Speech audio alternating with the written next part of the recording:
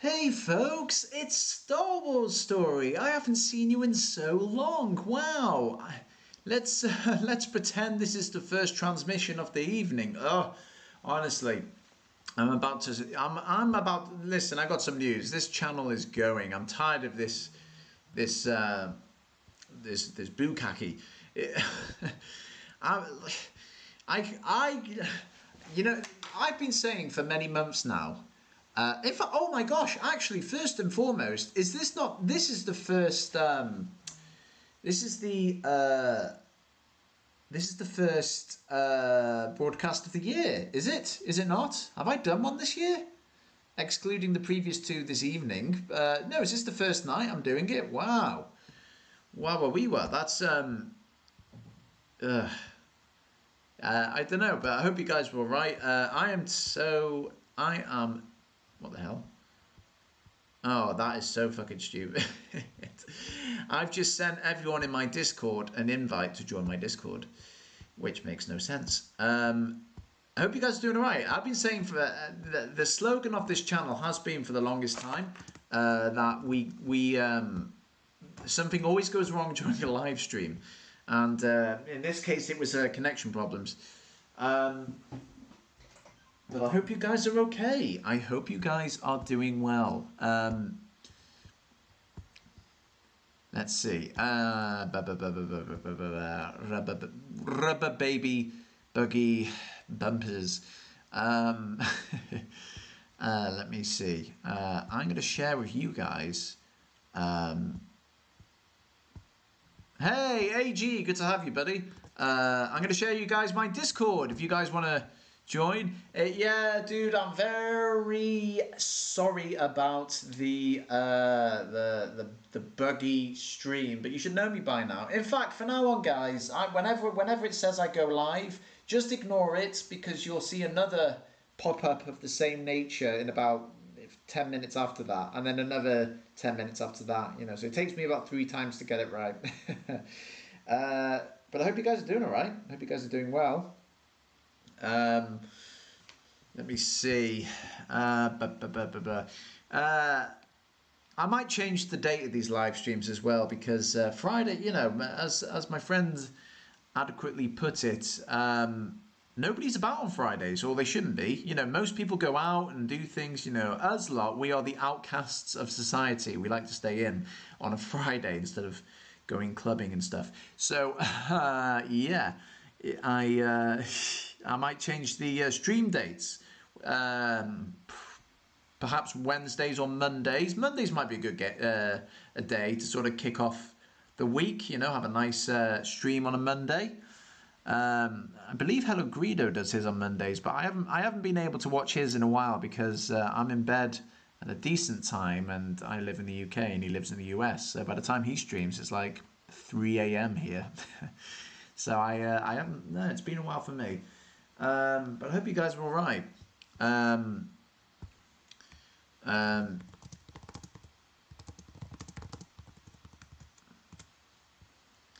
Let me see. But I hope you guys are good. Hey, we've got AG and we've got the memist Marv. Hey guys, familiar faces. I hope you're having a nice 2023. Yeah, this is such a shame. There were people logged into the previous stream, and then I lost connection about 5 times. That even the even the stream said.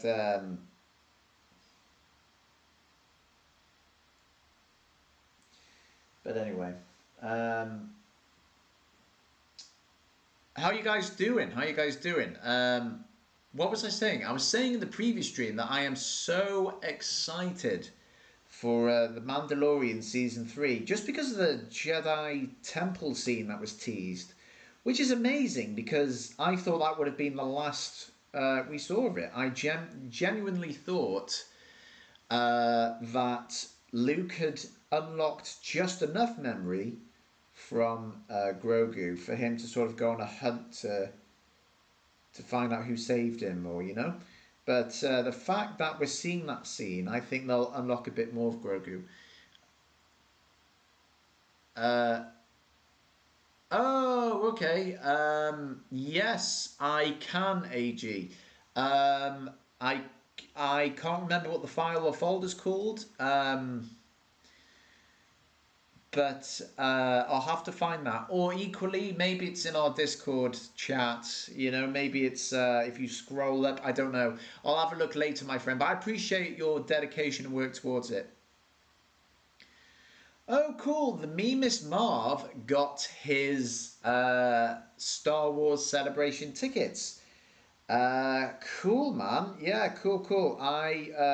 That's epic. I also I am looking into that.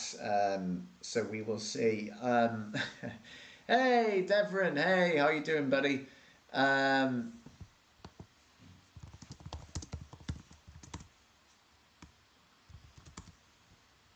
Hope you're doing well, my friend. Yeah, Star Wars Celebration is in London. It has come back to London. That's epic. It's something everyone it hasn't been here since I think 2014 or 2016, one or the other. Um, and yeah, it will be great. There's so many celebrities that have confirmed their appearance. You've got who have you got? You've got Matt Lantner. You've got the guy who plays Gus from Breaking Bad, Moff Gideon. Oh, you know who I'd be excited to see? Mads Mikkelsen. Uh, he plays Jyn Erso's dad, the one who designs the Death Star, who lays the weakness. But he's actually, I know him more for playing Hannibal from the Hannibal Lecter TV series. One of my favourite series to date, actually. Um, um, yeah, let me see. Terminal Hotshot. Oh, thank God that's your name. I thought it was Terminal and then Historic Tragedy beginning with H. Um, cool name and cool icon actually. How was Galaxy's Edge? It was amazing. It was amazing. Um, seeing the Millennium Falcon up close was just surreal. And I took a bunch of videos. I'll try and compile them together and make a slick edit. I'll have to see what I can do. Now let me just take a look. I've just been sent a link, and I just want to make sure. Okay.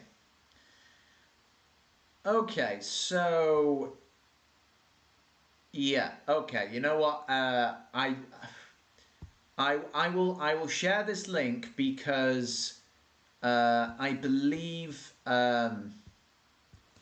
like the person who sent me this, like I've been speaking to him for months. He's a nice guy. He's completely legit. Okay, guys. So I would never peer pressure anyone, but one of my subscribers and even one of my micro series Patreons has sent me a link because his mother needs eye surgery.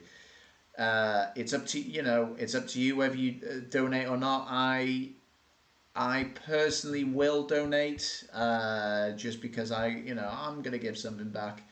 For all the support, and also wouldn't it be amazing if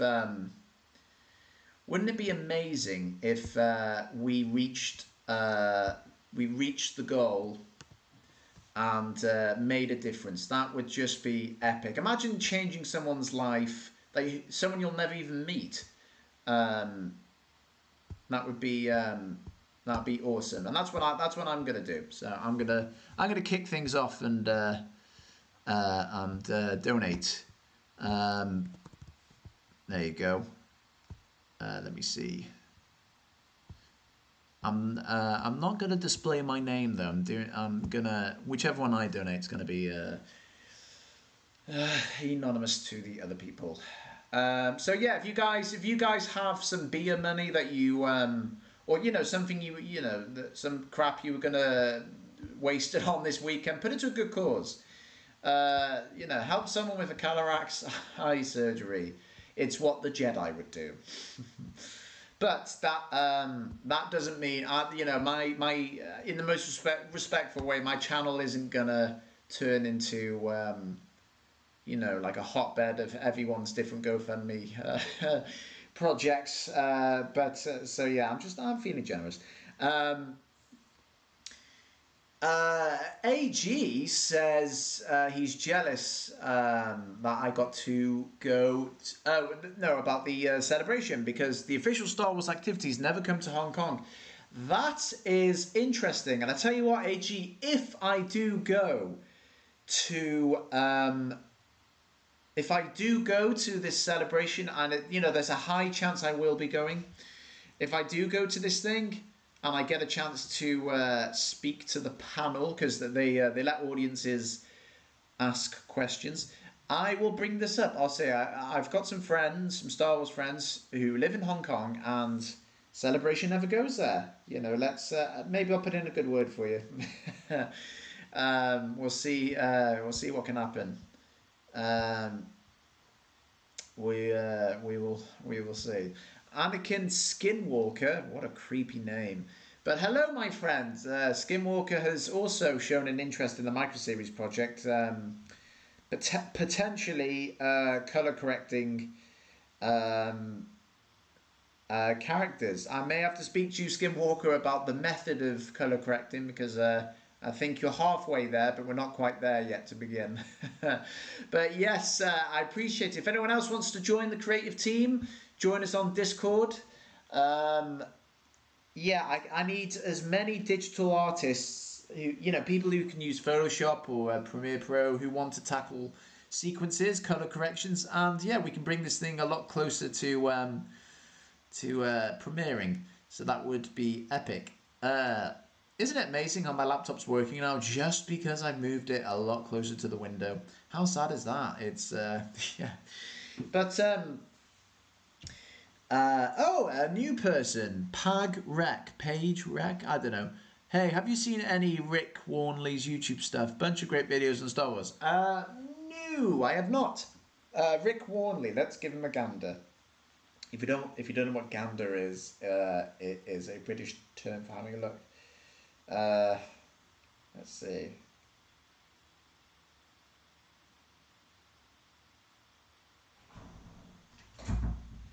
Let me see. Is my bloody door locked? Today's good.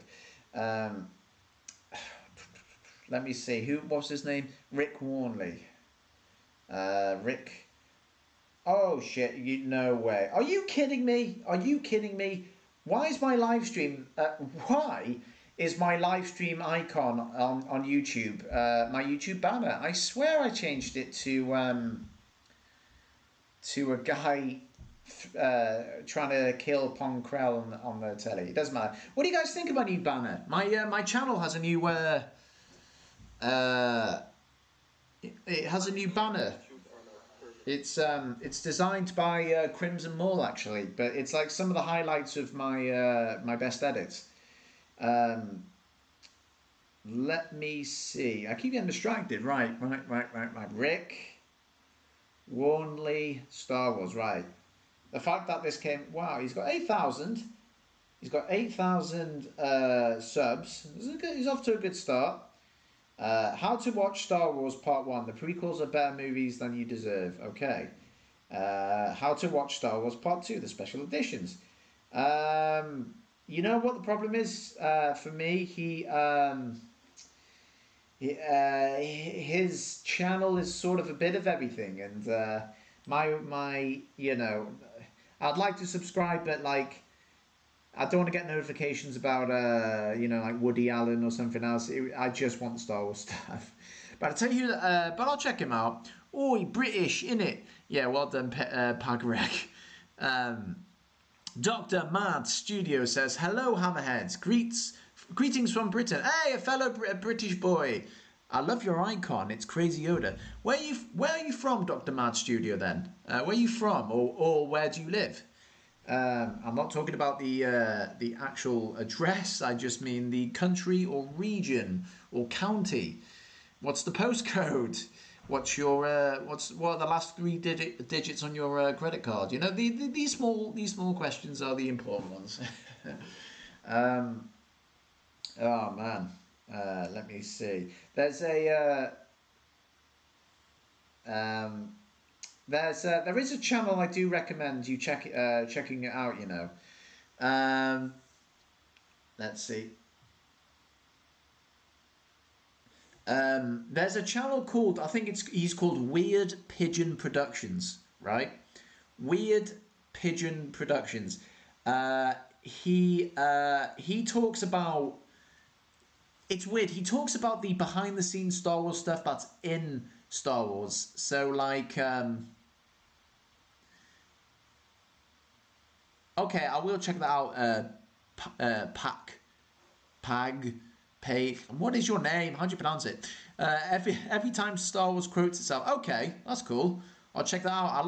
I like essay videos. You know, like Vito. He's someone I subscribe to because he goes on rants about things he doesn't like, and even if I disagree with some of his points, it's still entertaining. That's a reference to the Rebel Hammerhead ship that rammed into one of the Star Destroyers in Rogue One. Cool. Hammerheads. You know, hammerhead also means something else, but I'll probably get banned from YouTube if I talk about that. Yeah, so Weird Pigeon Productions is a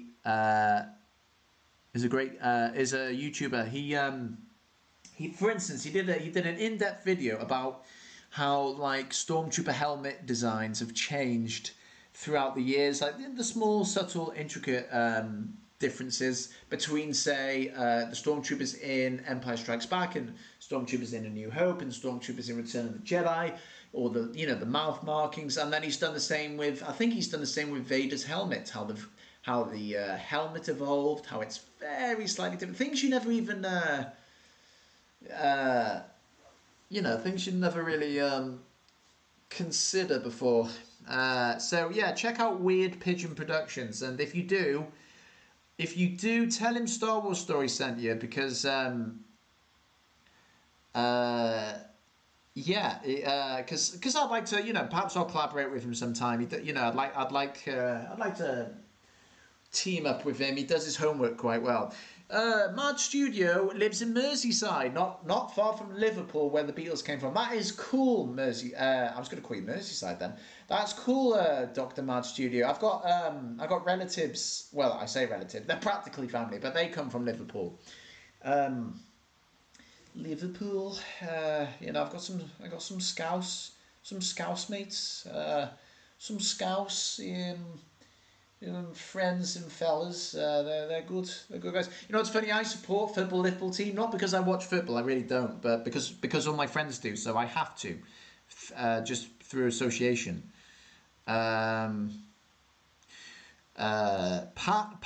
Rec. I'm just gonna call you P Rec or Rec. I don't know. Wrecker. I'm gonna call you Wrecker for now on. You should change your name to Pag Wrecker. You know, like Wrecker from Bad Batch. Anyway, Wrecker asks, would you agree Andor and Rogue One are the best Disney Star Wars? So, first of all, I won't speak. I won't speak in absolutes because that's what the Sith do. But from an opinionated standpoint, I think Rogue One is one of the more better Disney Star Wars films because it doesn't rely too heavily on, stuff from the Skywalker saga. So it's not all like a bunch of Jedi's versus a bunch of Sith, or, it's not too heavy on the Force, even though they talk about the Force a lot. It's very gritty. It felt like the first Star Wars film. You know what? It was the first original Disney Star Wars film, because think about it. The film that came out first was The Force Awakens, and that film was playing out all the familiar hits, and people were complaining it was too similar to A New Hope. It had a Death Star. It had a Vader wannabe. It had a Grand Moff Tarkin wannabe. It had Rey, whoever Rey came from a. She grew up on a Tatooine wannabe. It was so. There were so many similarities. It just felt like a soft reboot, which is fine, especially if they're gonna continue a saga 30 years from the original, then yeah, fine. Make it over familiar. But it felt very recycled. So Rogue One was a fresher breath. Oh God, how did I bugger that up? A fresher breath air, a breath of fresh air. I guess that's it. I'm very dyslexic. Is that the phrase? Am I saying a breath? A fresher breath air, a breath of fresh air. I can't do it. I'm malfunctioning. I need repairing. It was fresh. Anyway, so yeah, Rogue One is definitely one of my more favorite Disney Star Wars film. I actually prefer Rogue One to the sequels. As for the TV series, it is, it's what Star Wars needed. It's gritty, it's so violent, and it's so adult.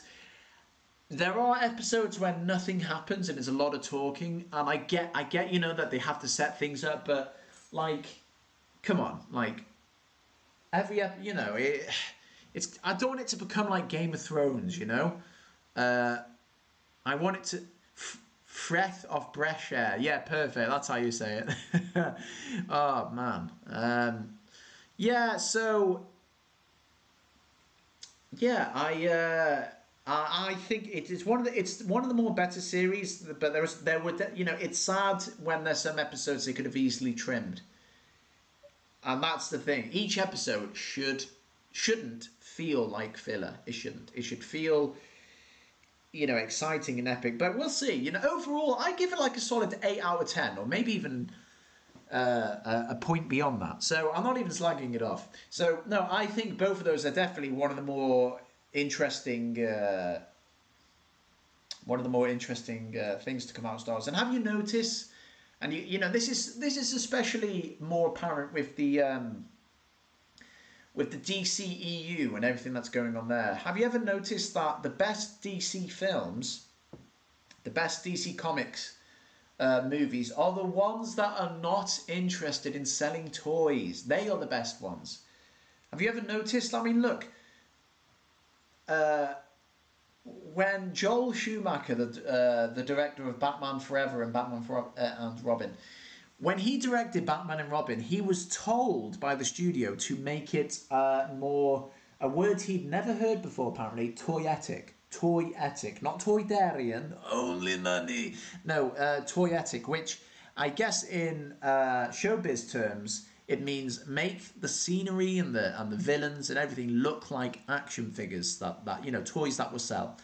And that was part of the film's problem in the end. I loved it as a kid, and because I watched it as a child, I will, Batman and Robin will always have a special place in my heart. It's one of my favorites. But yeah, I suppose all the other Batman films, especially the Tim Burton ones, both kids and adults could enjoy it. But with Batman and Robin, that was definitely more for kids. Adults were turned off. Batman had nipples, and you could hear Hanna-Barbera sound effects when bad guy slips, and then all the Mr. Freeze puns.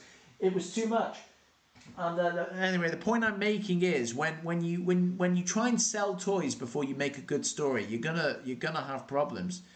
And a lot of I think in the most respectful way, Disney has been to begin with. Disney got very excited and greedy when they acquired Star Wars, because they were pumping out a film every year. Is it any wonder people were sick? People took all that anguish out on Solo, not because the film sucked, but because of what was going on with all the previous ones. So yeah, all the sequels and things like that. It was too much too soon. And that's what happens when you try and sell toys quickly. But with Rogue One, that was not about action figures. Not really, not at all. You know, enough. It wasn't really easy on the eyes. It was gritty, and it's the same with with DC comic films. Batman and Robin was about selling toys, and it tanked. And then what did Christopher Nolan did? He reinvented Batman and made him look less comic bookish. And I suppose in it that also means he's going to be a less interesting looking action figure. But everyone loved Batman Begins, and then everyone went crazy over the Dark Knight. But then look what happens. DC got greedy again because they were desperately trying to compete with Marvel. So they try to create a cinematic universe in 3 movies, whilst Marvel obviously had at least four or five single films. Standalone films before making the Avengers. They had Iron Man. Wasn't it Iron Man, Captain America, The Incredible Hulk, Thor, and then I'm not sure if Iron Man 2 came before.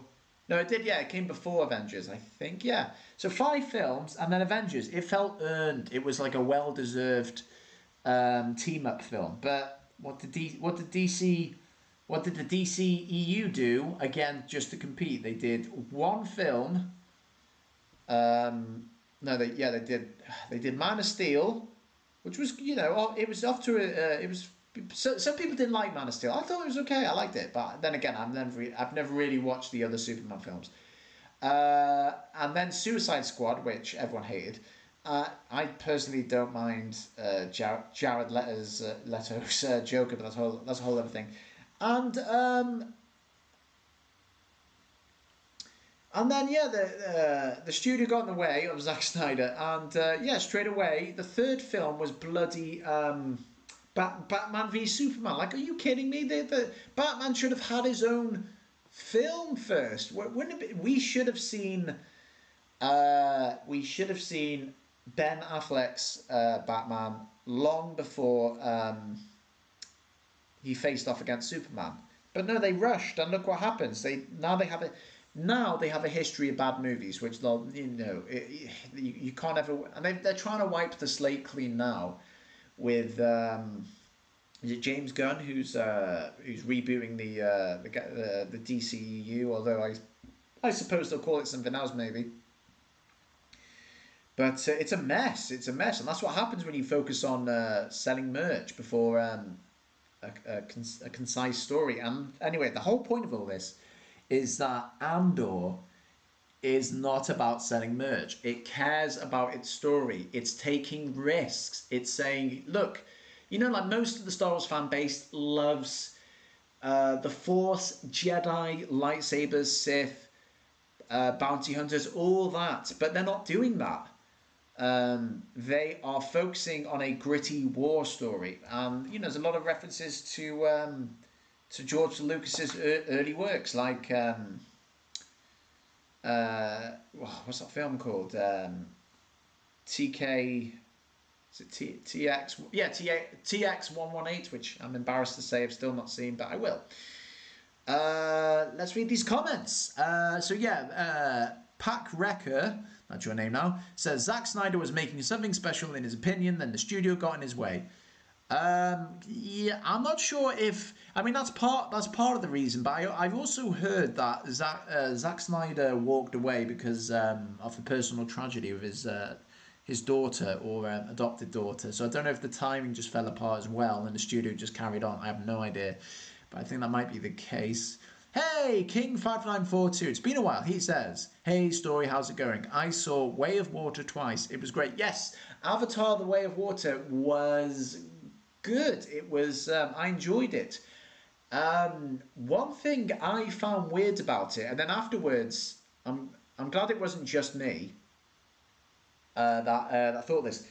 There are moments in the film where it's in 60 frames per second, and what that does is it basically makes everything look like the movement looks like it's in real time, like you're not watching a film. It's like you're watching the news instead. It's like real time. It's smooth. It's like you're playing a video game, you know. So half the shots are 60 frames per second, and then it goes back to whatever isn't 60 frames per second, you know, so it was like half that or something. But it's yeah, so the quality of their movement kept changing, and I was quite distracted. It was like it was almost like I was watching a video game cutscene and then video game gameplay, you know. So that I found that a bit, but again, I'm a video editor, aren't I? So I look at things from that angle, I guess. Dr. Bad Studio says, to be honest, I outgrew all the superhero stuff a long time ago. I enjoyed it as a child, but I've moved on to other things since then. What about the MCU? Are you a fan of the MCU? Because I think they've done. I mean, I think, you know, the latest ones aren't exactly amazing. Like Thor, Love and Thunder, or Thunder and Love, whichever it is. It's not great, and you know, it's almost like the golden era of those movies is coming to an end. It's like people have figured out the formula, you know. So we'll see.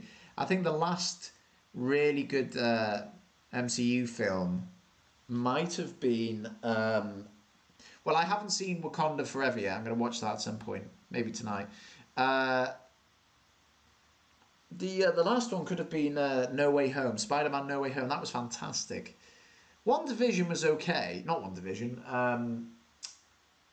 Doctor Strange, Multiverse of Madness. That was okay, but I feel like that should have been a Netflix series, no, a Disney Plus series rather than a film. She-Hulk was atrocious. Yeah, you know what the problem is? Like, I don't mind that she breaks the fourth wall or anything like that. I get it, you know, because Deadpool isn't the first to do that. So is her character. It's fine. But what I hate is when they break the fourth wall to the point where, you know, they're speaking to the machine that writes the scripts, and they change the plot of She-Hulk. All that, to me, that just like undermines her story and what she's going through. It just undermines everything. And I've got so many problems with She-Hulk. It's you know, and like it wants people to take it seriously like any other MCU project, but then they do things that the other MCU projects just wouldn't do. So it's like you can't have your cake and eat it. Like for instance, I got to say this. I'm probably the only one who's bothered by this, but she gets this She-Hulk before she transforms into the big green meanie. She gets attacked in an alley by a bunch of guys. Now, I'm not being funny. When you think of a bunch of men attacking a guy in an alley, or you know, in a street, usually, I think what comes to most people's minds is like, you know, he's getting mugged, or this is some kind of street gang thing, or you know. Some kind of revenge, or you know, something like that. It's mainly about the violence, right? It's just men fighting men. But you swap that with a woman, you know, a bunch of guys attack a woman in the street. Other things come to your mind of what that attack might entail, you know. So yeah, it's pretty dark stuff. So what bothers me is She-Hulk gets attacked by a bunch of guys. I mean, in a weird, I'm trying to choose my words carefully. Thankfully, it's not because of the darkest reason. It's the less, but still equally quite bad reason of they want to murder her, right? But then a few episodes later, one of her attackers is at this like yoga retreat, and he's like, "Oh no, listen, you know, I'm sorry, I'm a different guy now." And she's like, "Oh, okay." And I'm like, "Are you kidding? Like, what kind of message is that? You know, ladies, if anyone attacks you, give him a second chance. He might be a decent guy." That's insane. That is nuts. That isn't like, look, if they had to team up because there was like a big bad that they had to, you know, they had to, you know, the enemy of the enemy is my friend. That makes more sense. But I don't know. The show acts different to most Marvel projects, and then complains that it's treated different. It's like, well, yeah, there's a reason. I'm a 90s kid as well, Dr. Mad Studio. I was born in 1992. Let me read these comments. AG slept when he was watching Avatar 2. It is an ultra long film. It's a super long film. I went to the bathroom before seeing it, and I usually can hold it, but I had to play it safe. Devrin Hassan says, what are your thoughts on Bad Batch Season 2? I think it's stupid that the Bad Batch use stun on other clones. Like, come on, it's kill or be killed. Yeah, you know, so I suppose there is. Well, look, there's a couple of reasons for that, in my humble opinion. So first and foremost, I mean, and obviously, don't get me wrong. I know that you know the reasons as well, Devon.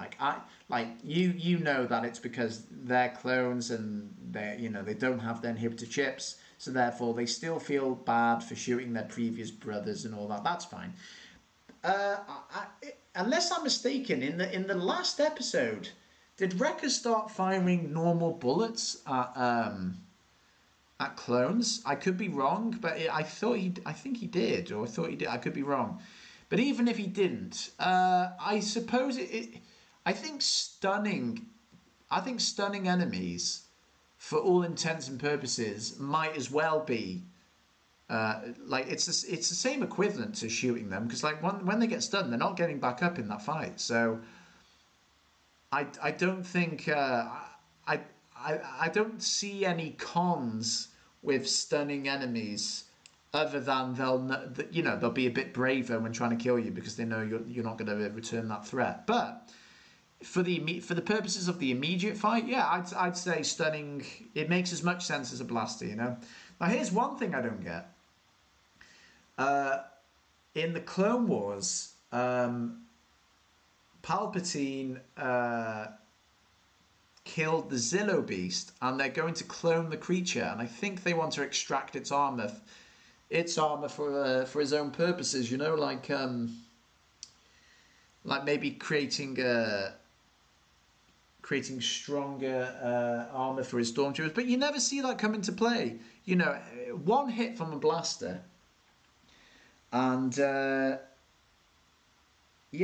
you go down. So what's the point? What is the point of wearing armor in the first place? It doesn't do anything. It literally doesn't do anything. It doesn't. It's not bulletproof. It's not blaster proof, and because it's not blaster proof, there's no point. There is no point whatsoever. I don't get it. I don't get it. See, I think that's one of the things Lucas might have overlooked.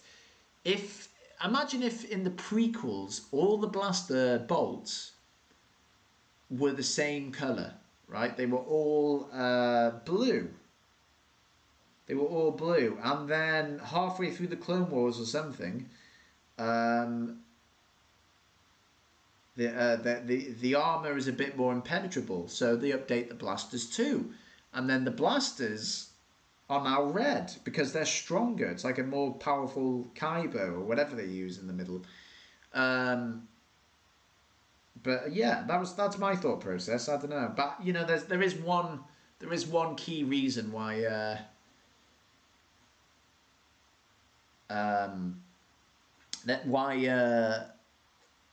Well, actually, here's something that the original trilogy itself might be missing. One of the key reasons they had different blaster colors in the prequels is so you could obviously tell who's firing at who. In the prequels, from Attack of the Clones onwards, the clones used blue blasters, and the droids used red. So it was blue versus red, easy to sort of keep track of, and also the red is the same color as the Sith. So it's I'm surprised that in the original trilogy it was red on red. You know, maybe he hadn't thought it through, but I think the Rebels should have had blue blasters, because it kind of shows that they're good, and perhaps they even recycled the some of the weaponry from the Old Republic. I don't know. Perhaps if I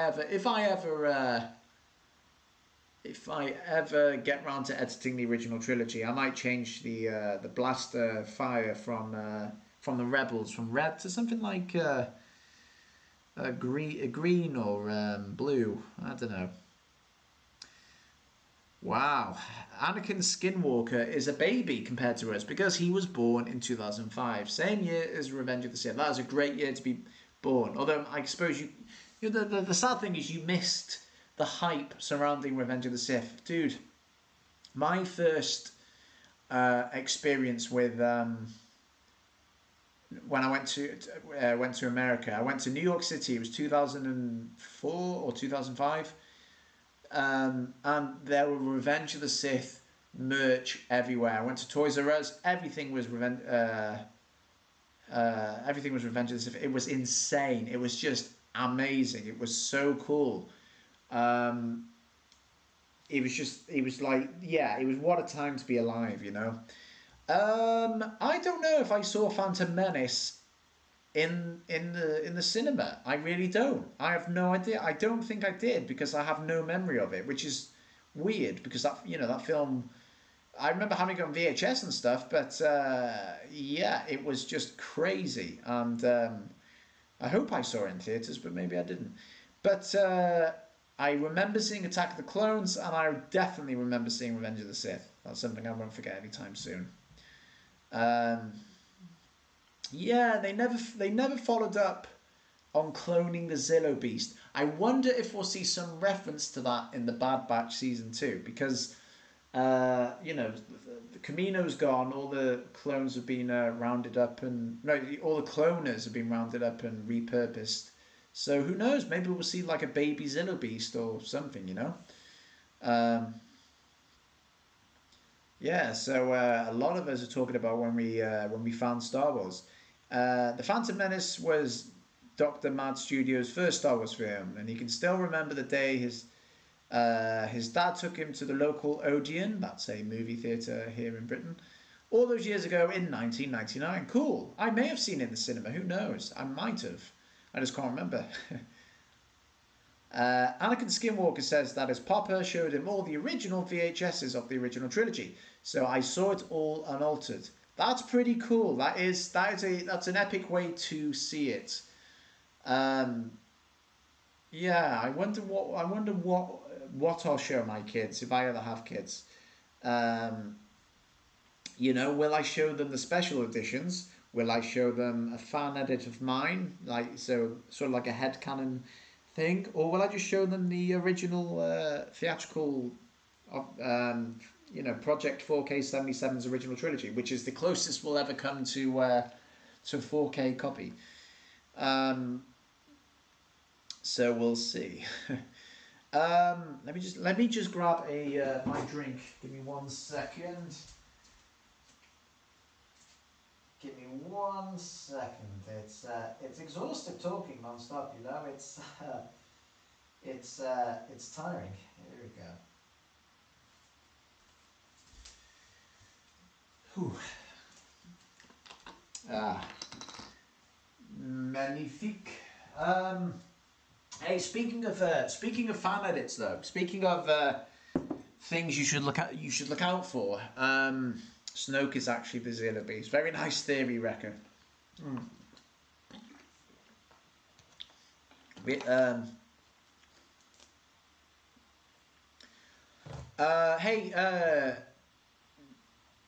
hey, Dr. Mad Studio.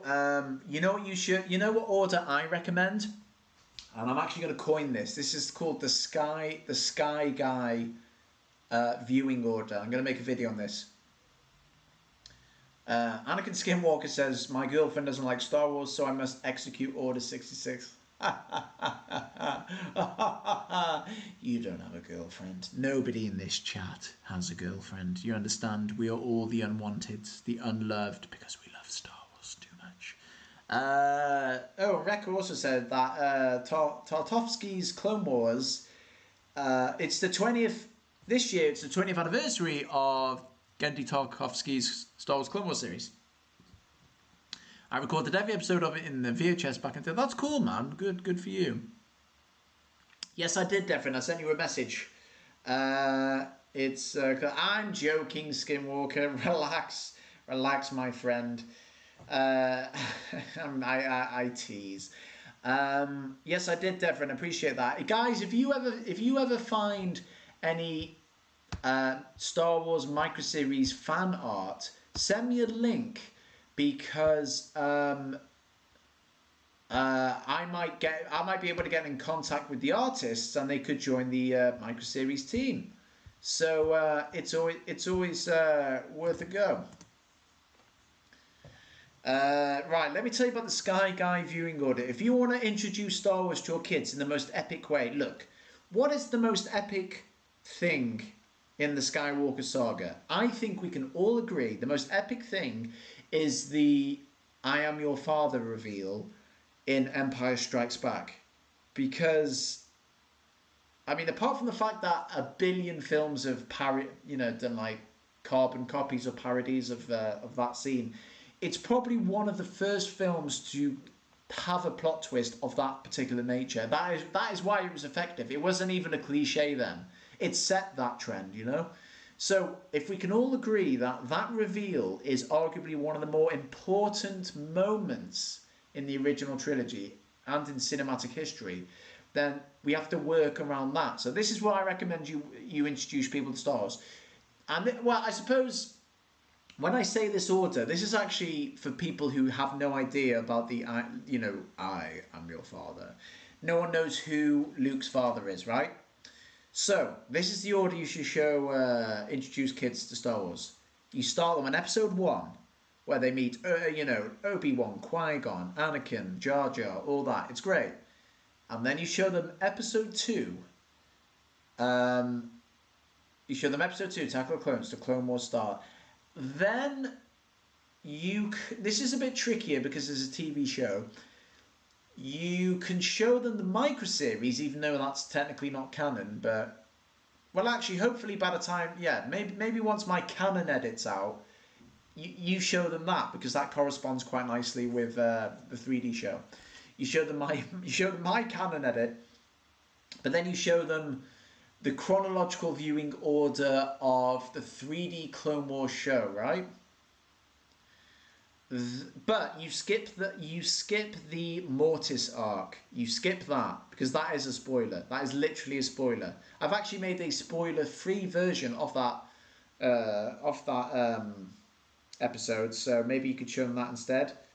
But whatever. But you don't even have to show them the TV shows. Maybe that's for after. I don't know, but if you're going to show them the TV shows, just take out all the spoiler stuff, right? Take out the Mortis arc, or not. It's up to you.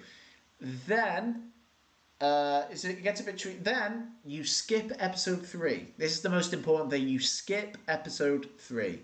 So even if we don't include the TV shows in this, which to be fair, that might make this a whole lot easier. Episode 1, episode 2, then episode 4.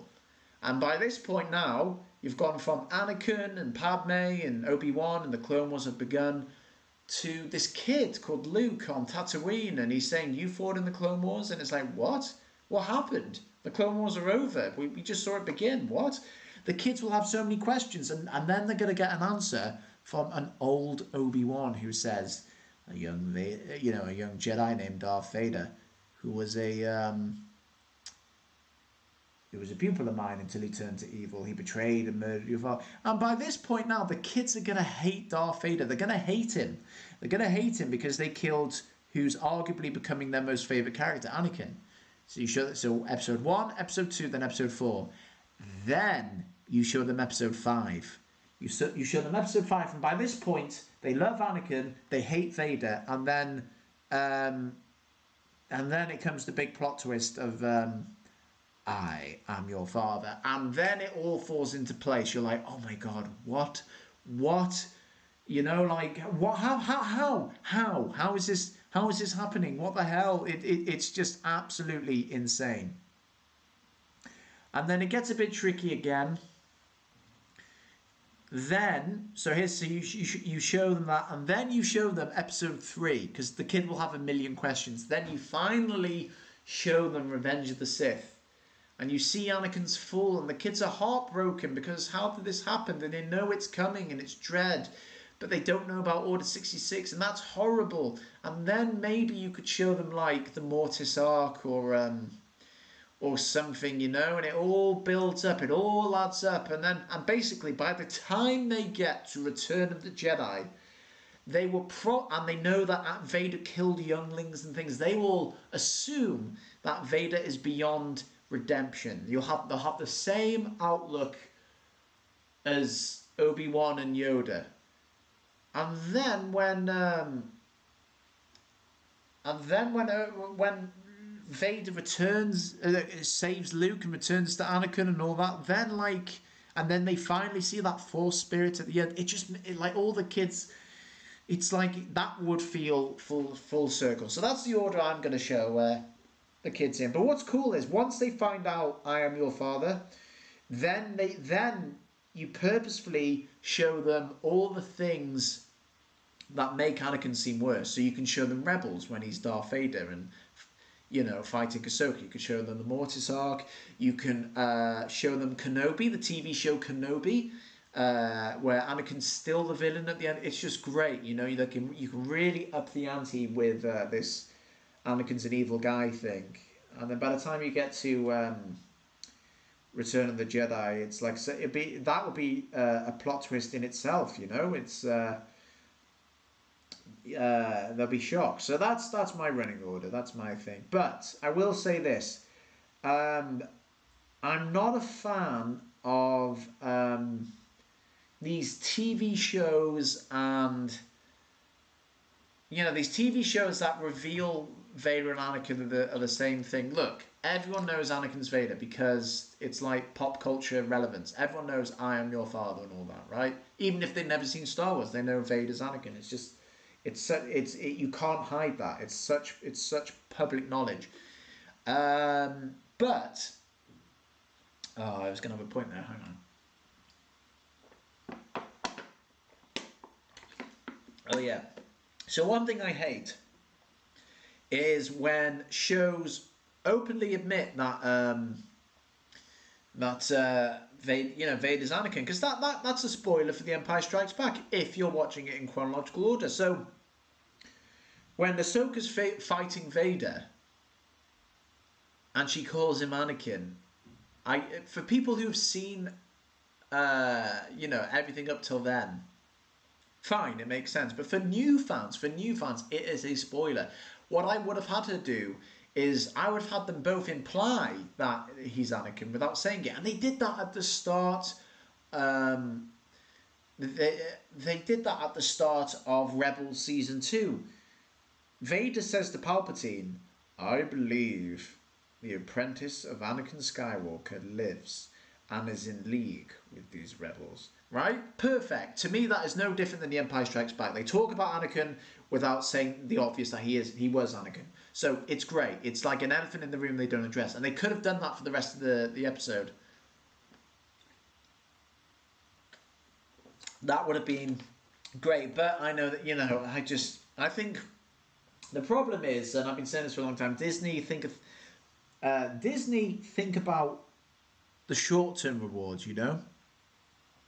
Like, they think about, this is going to be great because the current fans are going to love this content, which is fine.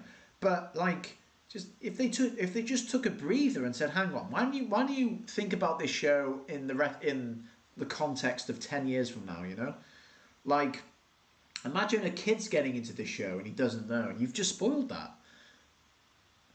Dr. Mad Studio says he's got to head out and get back to business. Cheerio, folks. Stay safe and take care. It's good having you, my Merseyside mate. Good having you on board. Now, a lot of people aren't happy with Kenobi. Rekka isn't happy. AG didn't like Kenobi. I did. I wasn't expecting to, because I never wanted him to leave Tatooine. I was adamant that he should, because one thing I like about Star Wars is it has the potential to be equivalent to like Bible stories, you know, like take away all the blasters and aliens and stuff, right? Can you imagine, like, would you be surprised if you heard look, Moses was in the desert for 40 years, right? To me, that's biblical. It's like that's such a story of endurance and persistence and willpower everything. So imagine the idea that Kenobi, in his exile and his shame because he lost his Padawan, and as a sign of contrition, to meditate on his failures and to protect the next generation, he spent the next 19 years of his life in a desolate world, with two twin sons, paying penance. That to me was biblical, and I thought, no, he would never leave his post. That was my initial thought process. But it never dawned on me, and this is how narrow-minded I am. It never dawned on me that Leia could be in danger, that they make it about Leia. They never advertised her in the trailers or anything, but as soon as I found out that this was about rescuing Leia, I remember slapping myself, going like, that makes of course he would leave Tatooine for her. She's just as important as Luke. Like, equally, both are Anakin's kids, both are potentially Force sensitive, and what's cool is they're Force sensitive in completely different ways. I think Luke is naturally strong in the Force, but Leia has good Force sensitivity in the sense of she can read people's emotions. So that was great. And she, the little girl who plays Leia, she's going to be at Star Wars Celebration. So I would love to meet her. She's such a sweet kid. And if I got a chance to meet her, I would just tell her that Carrie Fisher would definitely be, or Carrie, I should say. She'd definitely be proud, wouldn't she? Because that girl knocked it out the park. She played a really good little Leia. She had the sass. She was very rebellious. She brought something new to the character, this new type of vulnerability. It was great. So I'm glad that the fandom is welcoming her with open arms, because it's very difficult to play a well-established character. So good for her. I hope the fandom treat her better than they ever treated Jake Lloyd, because that was disgusting. AG says, I really hope the Joker Pixel 94 edit to Kenobi can make AG like the show. First of all, I'm offended that you've not cited my fan edit, me and Crimson Mall's fan edit, because I think we fixed a lot of the narratives. But you know what? I am very excited for that. Joker Pixel 94 is doing some amazing things to the Kenobi series. He is a VFX artist, and he's doing some amazing things. He's adding some entirely new scenes to Kenobi. He's adding some clips of the Grand Inquisitor when he was a Jedi. He is fixing the Grand Inquisitor's head, the Fifth Brother's face, to make it more look like the Rebels. It is outstanding, and I've had the pleasure of speaking with him. He is doing some amazing stuff. It is awesome. I'm very excited. You know who else is coming out the woodwork? He's really he'd been quite quiet for a long time. So it's nice that he's back. AD1, the guy who does Star Wars Revisited, he's doing some things to the special editions. What's great about his is he's doing some amazing things to the original trilogy, including continuity fixes, which as a fan editor, that's the footage I want. Even if I don't want his story changes, I just seeing a correction fixed, it's just wonderful. So for instance, he's starting to upload a lot more content now, and one of them is in A New Hope, when Obi-Wan and Luke are walking towards the Millennium Falcon. R2-D2 is trailing behind them in one shot, but as the camera turns around, next thing you know, R2's in front of them, and it makes no sense because they clearly used two different droids. So 81 got rid of the first R2 and just had him already ahead of them, and it just looks so much better. You have to see what I mean. King5942 says, have you collected Star Wars Funko Pops? Plus, it's starting to be the 40th anniversary for Return of the Jedi. Hoping it will have released like The Empire Strikes Back a few years ago. You know what? I do want a Star Wars Funko Pop. If you don't know what a Funko Pop is, it's one of those cute... They look like bobbleheads, although they don't bobble. They're tiny figures with massive square heads. I want... what? I'm trying to decide whether... Yeah, I think... I either want a Yoda Funko Pop or a Ben Kenobi Funko Pop. But the reason why is because the only Funko Pops I ever want are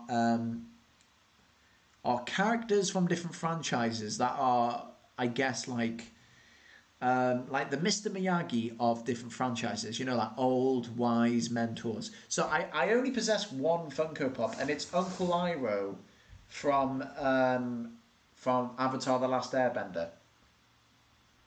So, to me, it's great because he has a lot in common with, like, Ben Kenobi. He's sort of like, you know, he's like this old... wise person who's like, you know, like exile almost, and you know, he sort of tries to help the he's got a twisted past, but he's trying to help the next generation. It's great. And the same could be said for Ben Kenobi. So I might get a Ben Kenobi Funko Pop, because he's very similar to Uncle Iroh. Even though he failed with Anakin, he still fights the fight. And then I want a Dumbledore Funko Pop, because again, he's an old wizard-like man who directs Harry to fight evil. So Dumbledore, Uncle Iroh, Ben Kenobi. Those are the ones I want. And then maybe a Mr. Miyagi or something, you know? Like, I'll have to find something else. Anakin Skinwalker says, story, who is your favourite Star Wars character? Mine's Dooku. You know what? I have a huge appreciation for Dooku ever since Tales of the Jedi came out, because he just gave him so much depth, and I don't know. He's just like, I think, you know, I don't have a favorite, because I like four characters because of their specific dynamic. I like Anakin Skywalker because to like him is also, in a way, to like that he's Darth Vader. So I like the duality of Darth Vader and so I like all the Anakin stuff and the sort of psychological what's going on with him, especially even when he's like fighting Obi-Wan. It's like, even though he has to respond like Darth Vader, and you know, and be horrible and nasty, there's just traces of Anakin in there. I like Dooku probably because, you know, he his stuff, like, he's the last Jedi we've really explored recently. But yeah, I think I like Qui-Gon Jinn because I think he represents everything a Jedi should have been, and I don't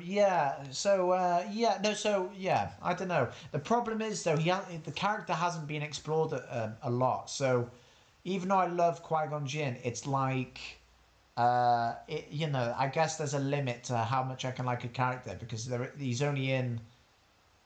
Well, you know, he comes back as a Force Ghost, to be fair, but it's very limited. You know, he was in one film, and then the rest is just Force Ghosts. You know. But no, I like if you are, you know, if there was any Star Wars character I'd aspire to be, it'd definitely be Qui-Gon, because Liam Neeson said in a interview in some behind the scenes footage that Qui-Gon is the kind of Jedi to um, like the small things, you know, like everything has intrinsic value, like the creatures, the bacteria, the plankton, the fish, everything. Like you know, they all work together harmoniously, and and that's yeah, that I think that's great. That's a great thing, and but again, yeah, I don't know, like Dooku. I think I prefer Jedi Dooku rather than Sith Lord Dooku, because Jedi Dooku is far more complex. Um, he's you know, he's conflicted, he's dark, he's got a lot in common with Anakin. But I love his voice actor. I love Corey Burton. He does a really good Dooku, like then uh, let me give you peace, Master Yaddle. Yeah, it's just like it's so, you know, it's so dark. It's just it's just cool. So favorite Jedi, favorite Jedi, Dooku. Favorite Sith. No. Favorite favorite Jedi, Qui-Gon Jinn. Favorite Sith, Dooku, perhaps. Favorite character, who I get the most interest in, probably Anakin slash Vader. Um, so it's hard to have just one favorite. Oh, I forgot another Funko Pop. I want a Gandalf one as well, because again, he's like Qui-Gon. You know, he's like, oh, you know, Sauron thinks it's about power and weaponry, you know, but it's the small things, the simple acts of good. So yeah, another wise wizard kind of mentor. So Gandalf, Uncle Iroh, Dumbledore, um, and then either Yoda or Obi-Wan. You know, I don't know which one to choose. Yoda would sort of break the mold, I think, because he'd be the only non-human there. But I don't know. It is tricky. And the other thing is, which Dumbledore would I get? Because there's one based on the first actor, and there's one based on the one that took over. Um, I'm gonna have a look at Funko right now. Actually, Funko.com. Funko.pop. Is that really what it's called? Wow. Oh no, it is Funko.com. Okay. Oh, cool. They've got different categories like Star Wars. Okay. I'm going to go on Star Wars and have a little look. Oh, cool. There's an exclusive one. There's a Count Dooku with the, you know, when he's a Sith with a red lightsaber. There's Leia. There's Chewie on Life Day. There's Merrin, the Night Sister from Fallen Order. There's Proxy from The Force Unleashed. There's Savage Press. But this is cool. There's there's a retro series one. There's Ben. Let me share. Can I share the screen? Hang on. I don't know if I can. Let me see. Oh, cool! Look at that. It's a little Crimson Mall display. Boop, boop. There you go. I don't know how to share my screen on this thing. Oh, there's some Valentine's Day Funkos. You know what's funny? Every year I get my friend Jack a I get him a Rey Funko Pop for Christmas, even though he doesn't even watch Star Wars really. So it's funny that I just keep getting him Rey toys, because he's getting like this unhealthy Rey collection. And I've just seen there's a Valentine's Day Rey toy, and she's like completely pink. So I think I have to get that, because he won't have that, and it can keep going, you know. But I'll tell you this, you know who I think my favorite Pokemon is.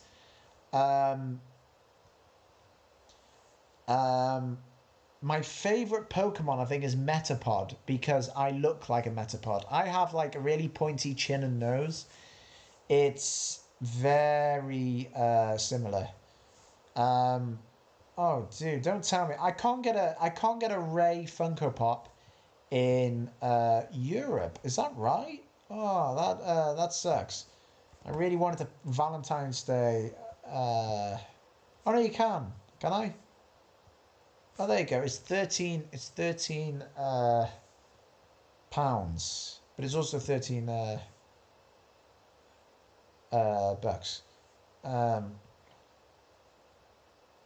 let's see. You know what's funny? I should send this to my friend on uh, Valentine's Day. That's what I'm gonna do.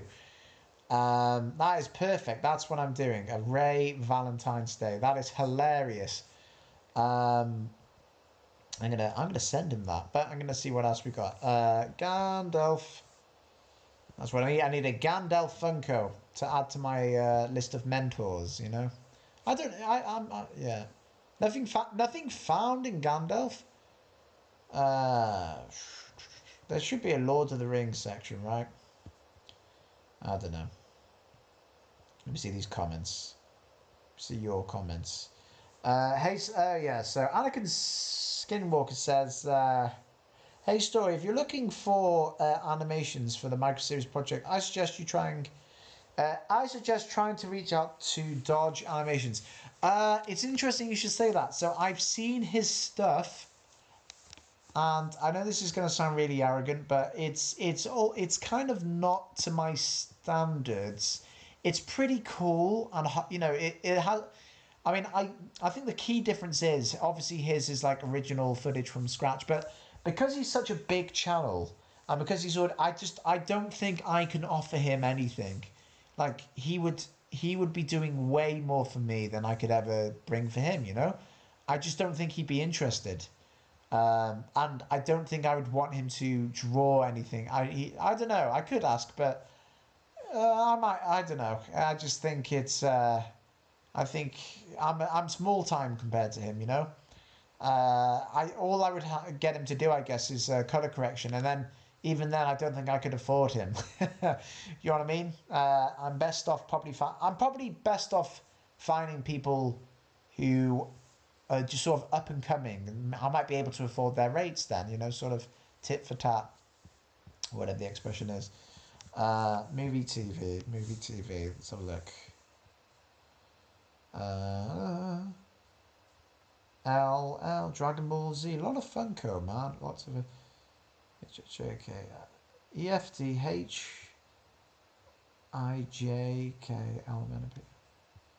Okay, come on. All I want is Lord of the Rings. Yes, found it. Oh, all they've got for sale is Sauron. Ugh, that's not good. Okay, who else did I say? Uh, Obi-Wan Kenobi. Okay. Let's have a look. No, there's a weird Obi-Wan that looks goofy. Ben Kenobi. I don't know. No, not any good ones of him. What about Yoda? Let's have a tiny peek at Yoda. There's a snowy Yoda. There's a Yoda snowman, a Yod man, if you will. But let's see. I don't know, Star Wars man. But yeah, I'm gonna send this. I'm gonna send this. How is my cart empty? I just bought a Ray doll, did I not? I just ordered a Ray. How is it empty? Is it out already? Are they sold out? Okay, add to cart.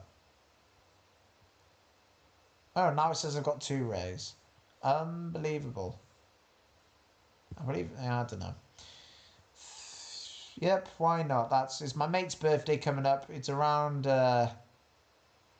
It is around Valentine's Day, so I will proceed to check out. But we go on. Joker movie was goated. Yeah, the Joker movie was awesome. And again, that was not about selling toys. It was about a story, and that's how it succeeds. And if Star Wars is to do the same, like with Andor, it's not about selling alien action figures. It is about it's about the story. Let me see. I need to play Lego Star Wars, but I might start playing Lego Star Wars soon. I never got around to it. Uh,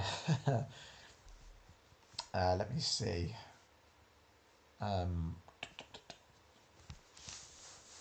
but it was good. How many people are with us currently? How many have we got? Again, we got 3 people. 3 people. Okay. Yeah, I'll probably go in about 20 minutes, I think, because I think, yeah, understandably, I think it's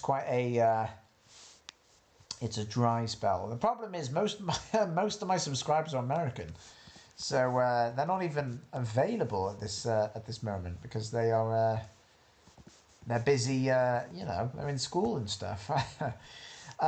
You know what I've been playing on Xbox? High on Life. You ever played High on Life? It's a great game. It is by the guys who created Rick and Morty, and it's a pretty funny game. It's worth checking out. Um, but let's see. So yeah, check that. It's free on Xbox Game Pass. I heard Rebirth Resurgence is coming back to Warzone on the new one. That would be awesome. I loved Rebirth Resurgence. It was it was fantastic. Uh, I'm a Warzone boy. I love Warzone. I always like I always brag when I win, even though I get like 0 kills, and it's my teammates who that do all the hard work, you know. Um, but yeah, it's I love it. I'm an addict. Nonetheless. Oh man, I am old as well. I'm just filling out a Funko Pop.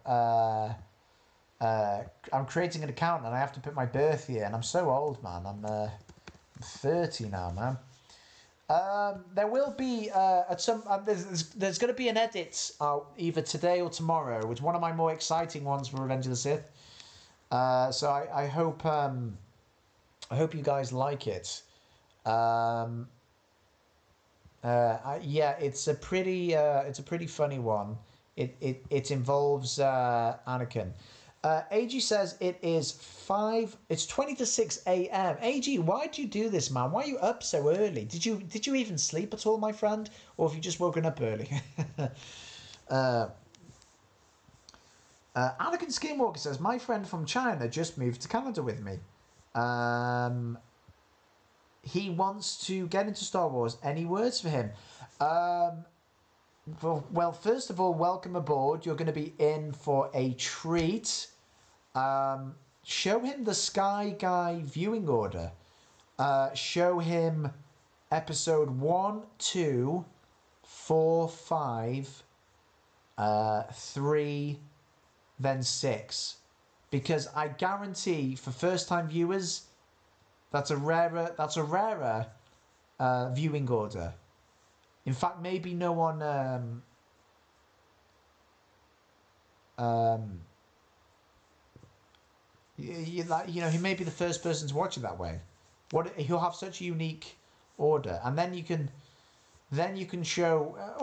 Actually, you could also show him the Clone Wars and stuff, and Rebels and Kenobi. But basically, mate, if you're gonna show him Kenobi, show him it before Return of the Jedi, because the point of this order is he thinks Kenobi is just um, pure evil.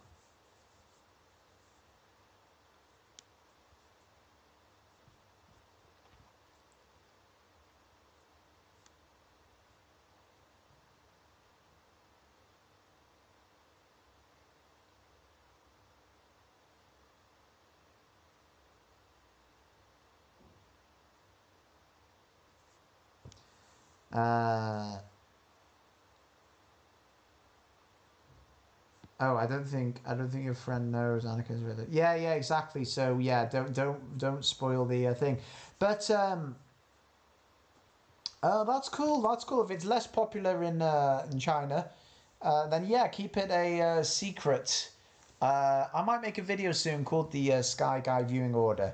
Um, but yeah, it would be such a unique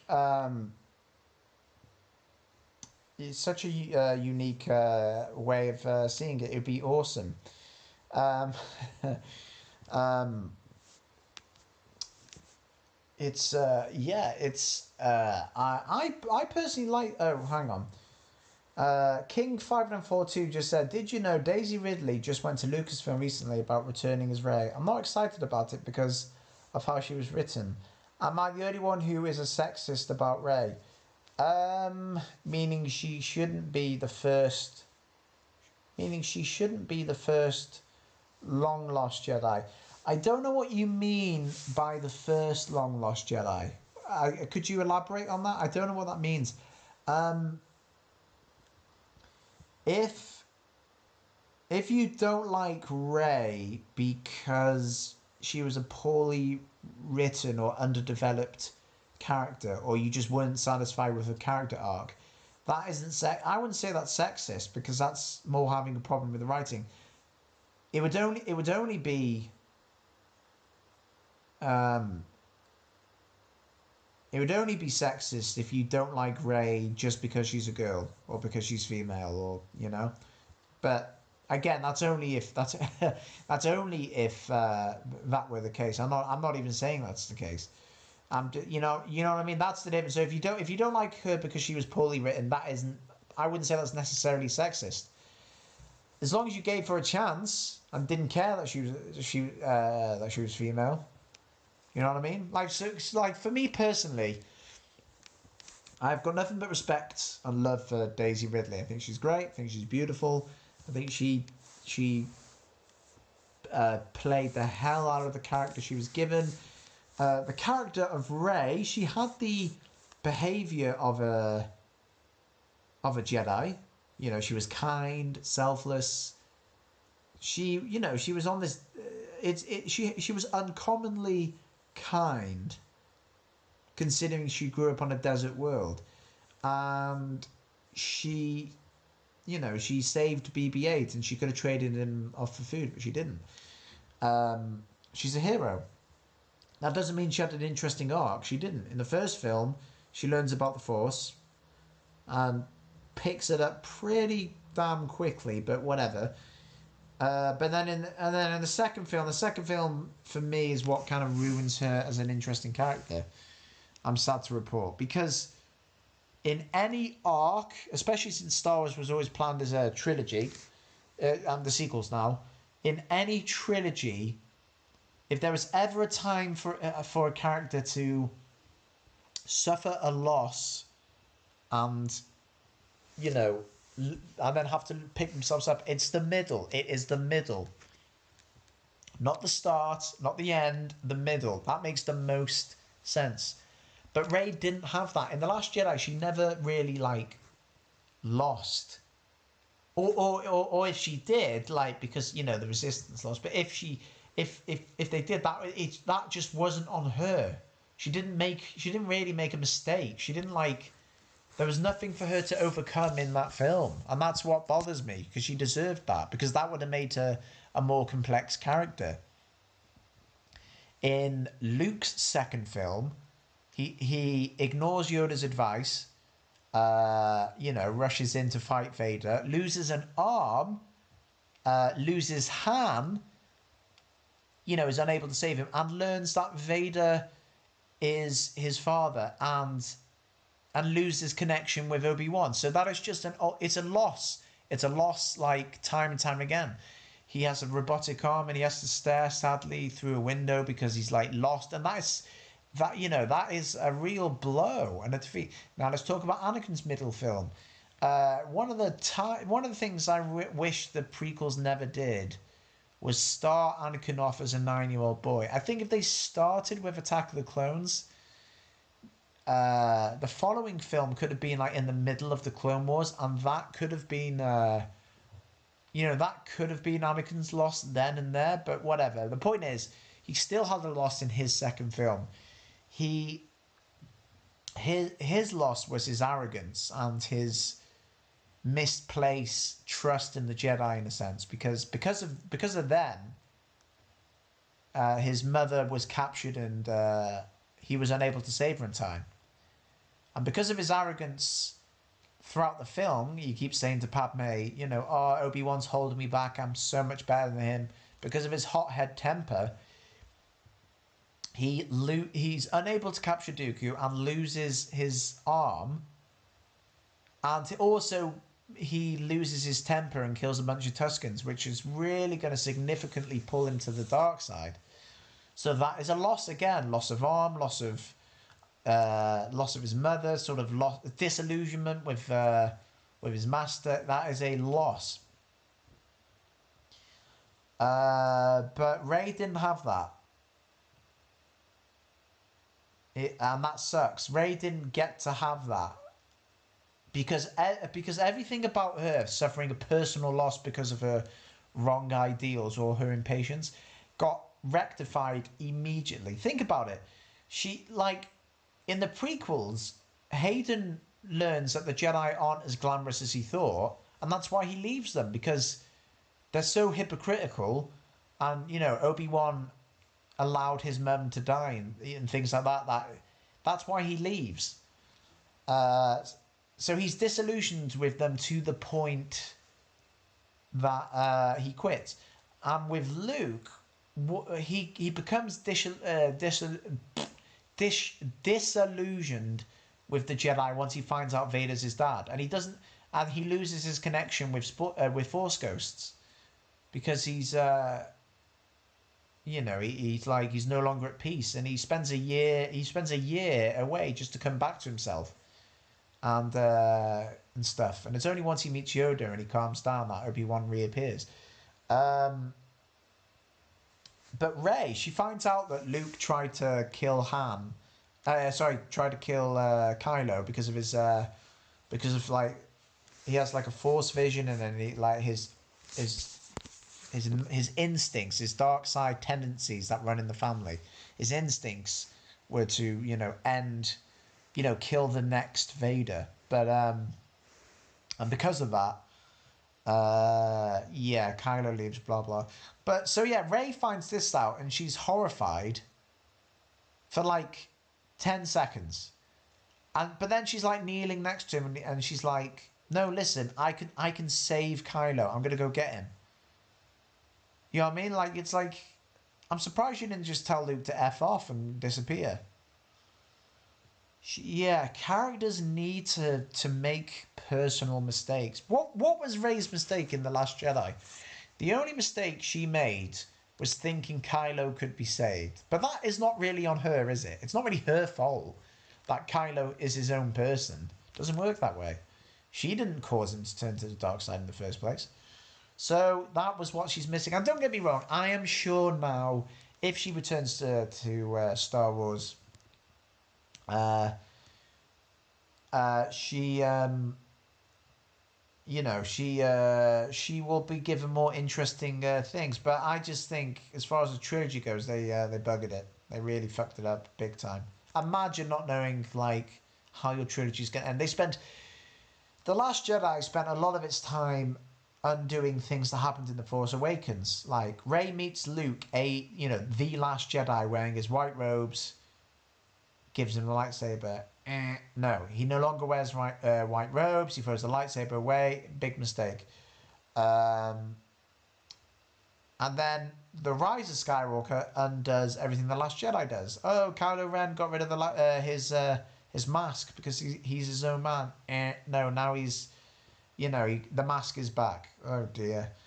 Kylo kills Snoke, which implies he'll be the new villain of the final film. No, now it's Palpatine. You know what I mean? It sucks. I didn't like Ahsoka when I first saw it. I didn't like the idea of her, that Anakin had a secret apprentice between two films. It just felt forced. But once Ahsoka had became more humbled because she caused a load of clone troopers to die. Once yeah, once you stopped calling him Sky Guy and started, being a bit more respectful. I then and started maturing. Then I was like, okay, good, good. This is a character I can get behind, and she's one of my favorites now. Absolutely. Um, Story. Ag asks, Story, what do you think about Kylo? Kylo got more interesting. So I, like many people, when I watched him in The Force Awakens, I thought of him as a really whiny Darth Vader, but I also thought he was a really cool uh, Anakin Skywalker, if that makes sense. Like, he was a much better Anakin. So I liked him. And then by the time we got to The Last Jedi, I thought he was like the best thing of the sequels. So yeah, he should have been the main villain of the sequels because that would have taken some balls, you know. Imagine Star Wars saying, "Look, not everyone can be redeemed. Vader could be, but this guy couldn't."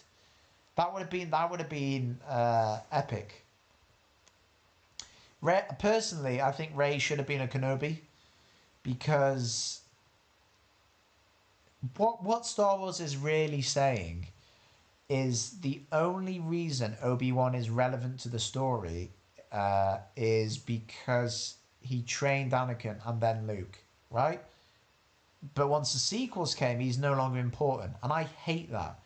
That character went through so much and saved Luke, reunited him with Leia, all that, just to be sort of like he wasn't even mentioned by name in the sequels, and I think that's wrong. Um, so yeah, I think Ray should have been his like granddaughter because just from hearing that would have opened the world like the fandom to so many questions like what who did Obi-Wan meet? It must have been on Tatooine, and then by the time the Kenobi series came around, that could have been epic. We could have seen maybe Obi-Wan, met someone and had a wife, and then, she became pregnant and found out afterward he's force, the child's force sensitive. So, she took the children and hid them from the Empire and even him. That would have been very interesting in my opinion. Um, that would have been pretty cool. Rey Kenobi, and also it would have explained her accent, why she's British, you know. Um, but no, instead she's a Palpatine. Which, by the way, I wouldn't mind her being a Palpatine if this was a Disney Plus series, and even then, Palpatine doesn't return. A Disney Plus series about Palpatine's descendant coming to grips with who they are and where they come from. That in itself would be interesting. But to add that to the end of the trilogy, the Skywalker saga, to me that's just like, hey, Pixel Joker, hey, dude, I can't believe you're here. Guys, I mean, I've been telling you guys for ages, you've got to subscribe to Pixel Joker. He is like one of the most amazing VFX digital artists I've ever come across, and he's doing some amazing things to the Kenobi series. So please, for the love of God, subscribe to this guy.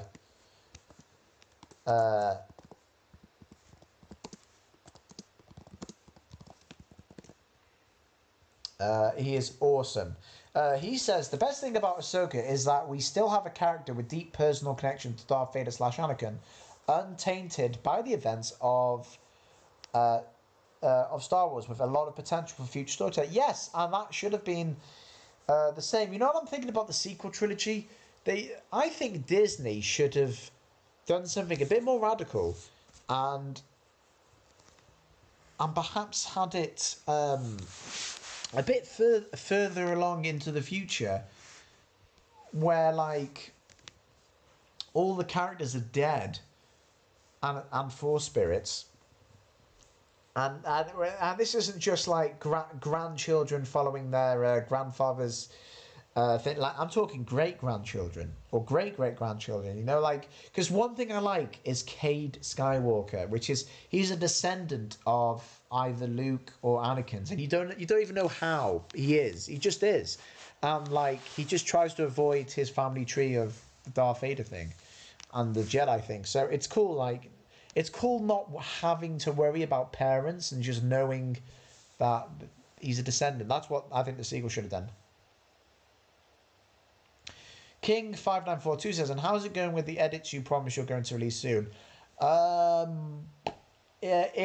I might have a teaser coming up soon. Actually, I do have one edit. It's unrelated to the micro series, but I think you guys will get a kick out of it. It's pretty. I think it's pretty. You know, you guys will find it good. I'll give you a clue. You guys liked my Darth Vader. Oh, thanks, Joker. Pixel Joker. That's great, my friend. Anakin Skywalker says, all right, he's got to go. He has to go to work. Oh, he will see you guys soon. Goodbye, Anakin Skywalker. It's good having you, pal. You know what, Pixel Joker? Look, here's the deal. I know you probably get this a lot from like people who are just learning to use you know, like Windows Movie Maker or something. But listen, I've got some radical changes to Revenge of the Sith in the pipeline. They're like 80% done, but they're so advanced. I had to hire really qualified people. So listen, if you like the cut of these edits when I release them, and you think I'm worthy of a collaboration, I think you and I should work together on Revenge of the Sith, because in a lot of ways you've already started working on it by doing these flashbacks for Kenobi, like the Grand Inquisitor as a Jedi. Like that's a scene I would love to incorporate somewhere, man. Did you check out my my hologram Jabba edit? Again, like I couldn't. There was no way I could have achieved that. Yeah, so I would love to collaborate. Oh, and speaking of collaborators, hello there, Crimson Mall. Hello, my friend. Crimson, Pixel Joker's here. Isn't that something? We sing your praises all the time. Uh,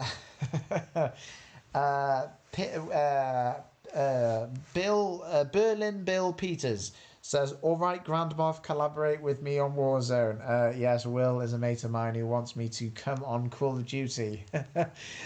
Maybe later, Billiam. Maybe later.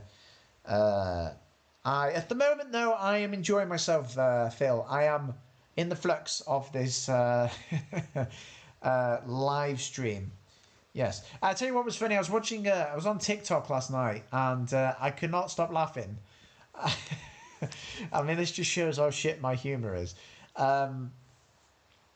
Apparently, Billie Eilish, the singer, I think she'd fallen asleep during a live stream, and she just like trumped. She just farted. It just really broke me because it's so undignified. You know, it's so embarrassing. I love it. Yeah, that'd be great. Pixel Joker, that'd be amazing. It would be fantastic to collaborate. I've got some big plans for the prequel trilogy. Perhaps we'll start with the Phantom Menace. The most changes I've ever made to the prequels would actually be Revenge of the Sith. But you know what? There's actually some amazing edits already done to the prequels that I'd love to just sort of polish off. But one is there's a fan editor by the name of Hal9000.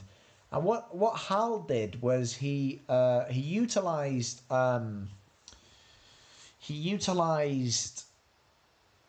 some of the deleted scenes from the DVDs. And what he did was he restructured the storyline so that so for instance when I mean, this is kind of spoiler territory, but I'll just give you some of the highlights.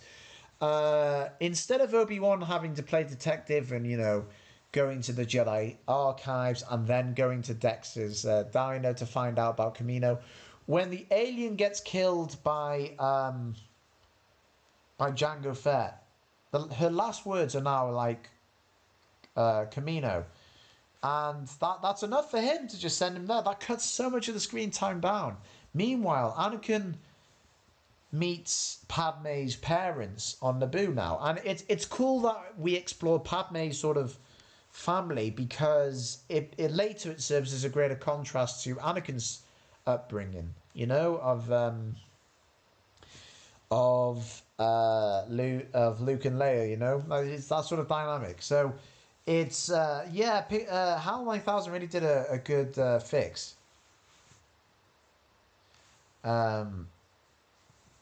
It's cool. I'm gonna send you a link to the GoFundMe Clone Wars micro series canon edit. I'm looking for sponsorships, man. I'm hiring more digital artists to help bring this thing to life. I got some radical changes coming up. I'll try and get a teaser out for maybe May the 4th or just before then. That's the goal. That's the that's the plan. That's what I'm hoping to. That's what I'm hoping to do. I'm so excited for. That's one thing I love about fan edits. A lot of people. Oh, hang on. King5942 says, I'm making the opening to the Star Wars DVDs from Fox with the current Fox logos used back then. A different THX logo, and add some missing videos just to make it look like it was distributed by Fox. I'd be interested to see that, but I guess my only question is, I don't understand. I understand that Fox is a part of Star Wars in a way, like most people when they think of Star Wars, they think of the Fox fanfare, you know, Shundun, Hundun, Hundun, Shundun, Shundun. I might as well do it all. Shundun and Hun, Shundun and Hun, Shundun and Hun, Shundun and Hun. Yeah, reason I'm single. Anyway, people expect that with Star Wars. It's like that might as well be attached to a long time ago in a galaxy far, far away. But I don't see the point of adding the Fox intro to the Disney stuff when it just has nothing to do with it, you know? Like, it almost taints Fox, if that makes sense. I get how it feels weird not to have Fox. It just goes straight to... just a long time ago. But I don't know. Maybe make a Star Wars Fox. Maybe make like a Star Wars one.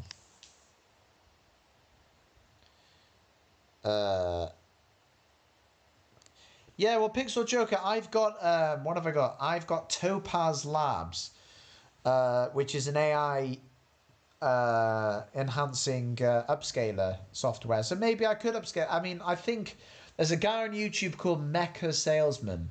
I think he has Obi-Wan as his icon. He does these 4K upscale things to the Clone Wars, to deleted scenes. He does a really good job, and he has download links to these upscales. So check them out if you ever want to use them. Yes, the alien that Django kills is Zam Wessel. That is correct, Devon. Cheers. There's actually one change I would make to the Phantom Menace right from the get-go, and I need to make it before I go into depth. But it would really cut the length and the runtime and even the structure of the story down dramatically in one fell swoop. So I really want to get that concept out soon. Once I get this other concept out tonight or tomorrow. There's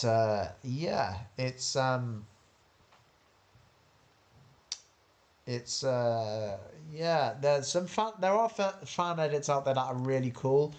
I'm very excited for Pixel Jokers. I am very excited for who am I excited for? For 81's A New Hope Revisited. He already did such a superb job with Empire Strikes Back Revisited. And now he's gone back to A New Hope, which he's already edited, but he's now doing it in HD. So it is worth checking out.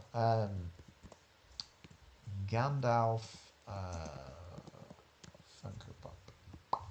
Yeah, I don't know who brought up Funko Pops, but oh, now that's a question. If I was to get I'm not going to probably get one of these for a while, but because I just ain't got the money. But if I was to get a Gandalf Funko Pop, which one would it be? There's one of him on an eagle. I don't think so. There's one of him looking dirty, wearing with his cane and sword. No, but would I get Gandalf the Grey or Gandalf the White? I think I prefer Gandalf the Grey, but there's none of him with his pointy hat, which is quite disappointing.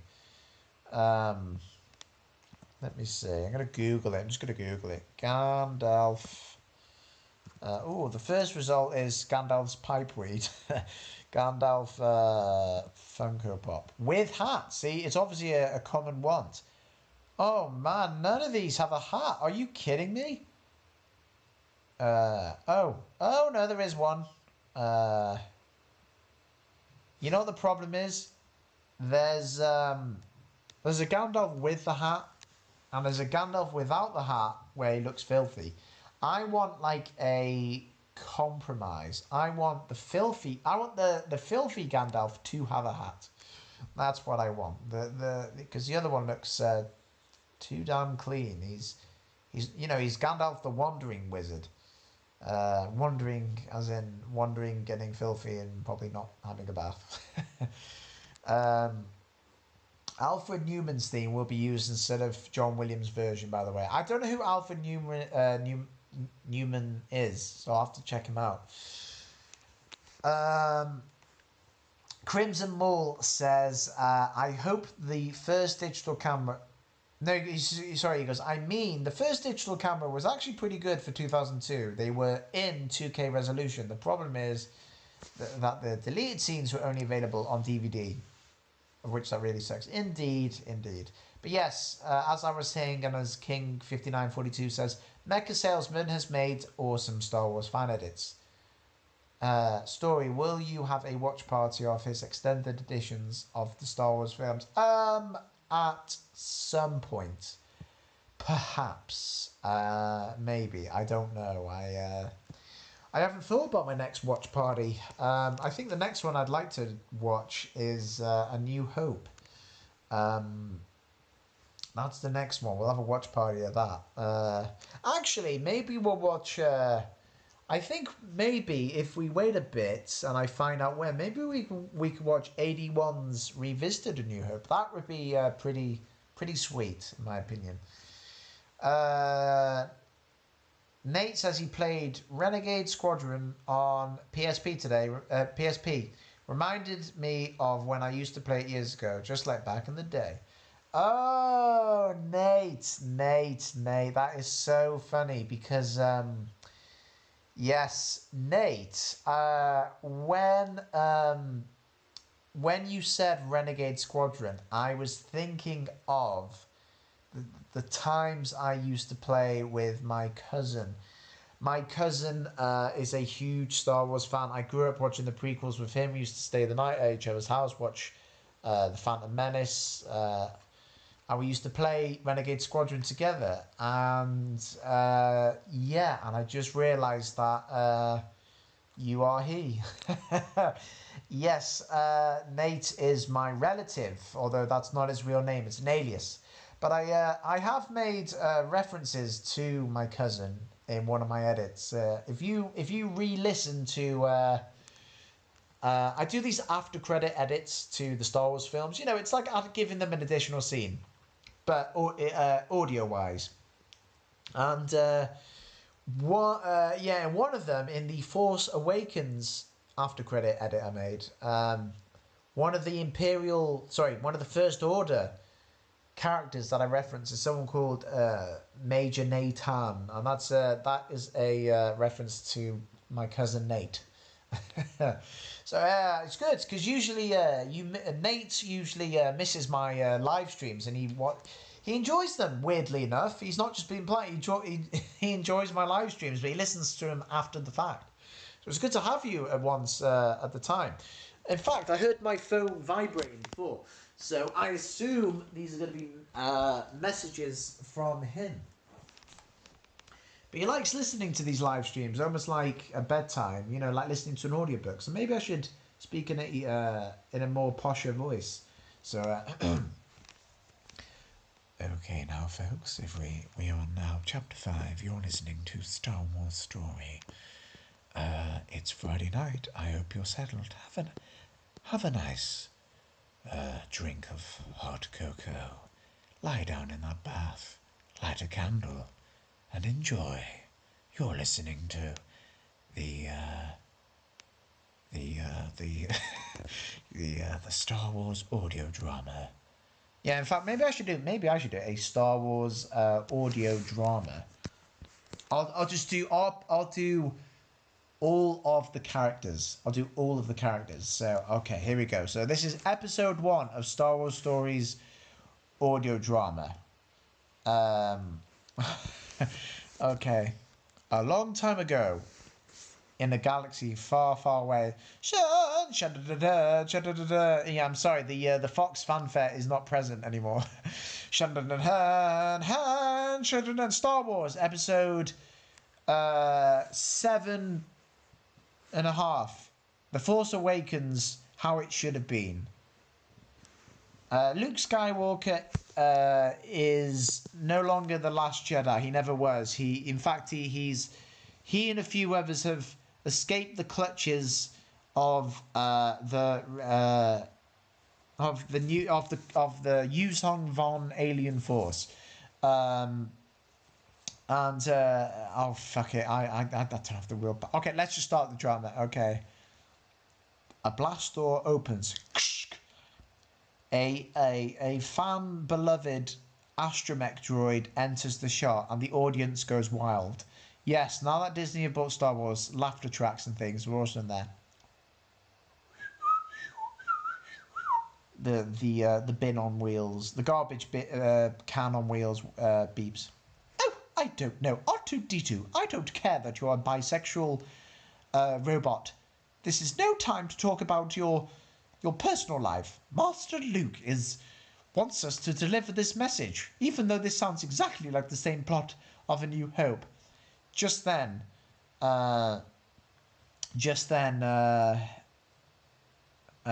you hear hurried footsteps and some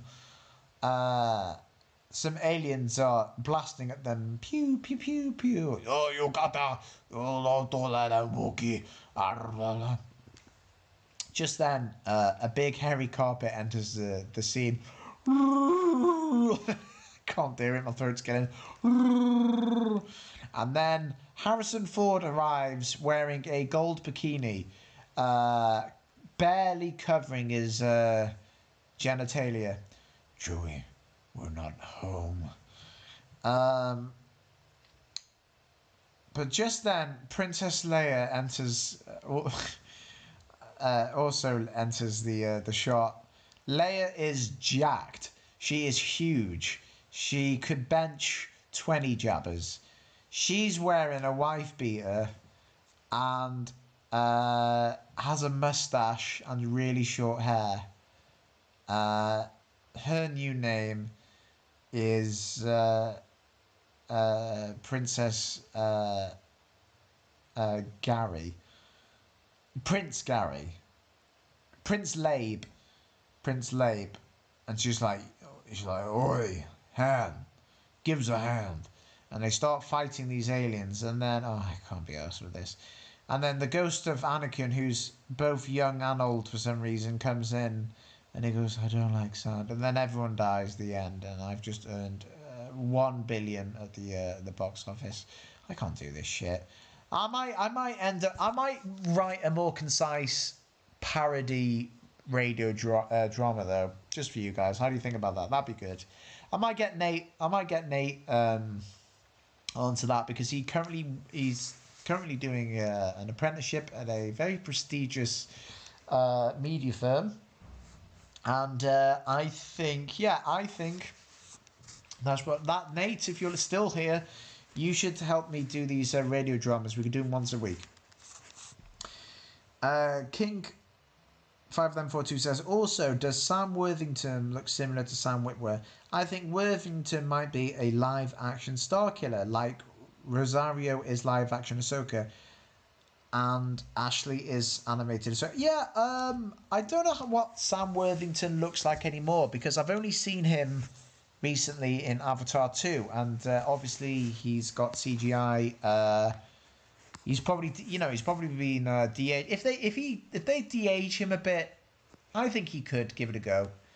Why not? I actually don't think Sam Witwer should be Star Killer in live action because, just because he did it animated does not mean he should do it live action. I think the kid who goes, Master Skywalker, there are too many of them. What are we going to do? I think he should be Star Killer. Because that's the perfect, we don't see Vader kill him. Vader could kill everyone else. And then you could get like a sort of canonized version of him sparing the one kid. And, Anakin could be like, come with me. More will be here shortly. And it's like a direct reference to The Force Unleashed. The guy who voices Rick and Morty's been fired. He's been fired. I can't believe this crap. He's been fired and they're still gonna continue the show without him. I mean, I love the show too much to give up on it, but it's like I can't imagine that everyone's gonna be okay with this. I'm sure there's going to be lots of people on Justin's side that were like, "What are you doing? What can you expect?" Morty. Geez, Rick. That sounds more like Shaggy actually. Geez, I'm looking around, Rick, and I'm getting some anxieties about this place. Yeah. Yeah. It's cool. I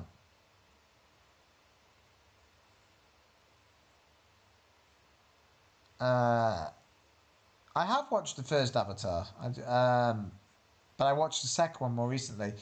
The first one. He does kind of. Yeah, I do kind of see it. He does kind of look like. It could be a live action thing. Yeah, he should actually. He was pretty good in. He was pretty good in Terminator Salvation as well. That's a criminally underrated film. Terminator Salvation. I think that is the best Terminator film since Terminator 1 and 2. I generally do because it's still technically a continuation of Terminator 1, 2, 3. So that is the fourth. It is technically a sequel to 3, but it has enough references to the first two that it feels more like a tribute than a conflict. And it's just it's cool. It's I think it would it's everything you want in a Terminator film. I think for some reason people didn't like it, but I think that might have more to do with Christian Bale's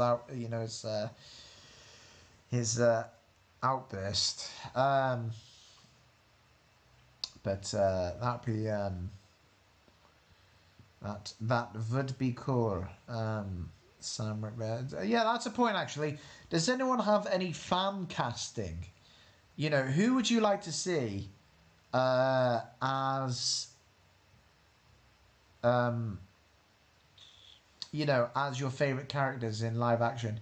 Crimson Ball's going. Thank you so much for being with us, Crimson. It's a treat. It's a pleasure as always, my friend. I'll speak to you soon, Crimson. Yeah.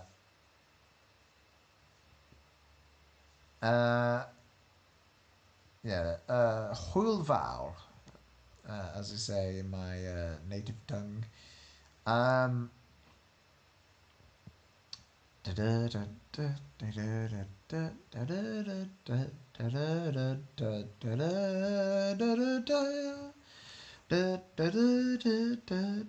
the that's the theme from The Incredibles.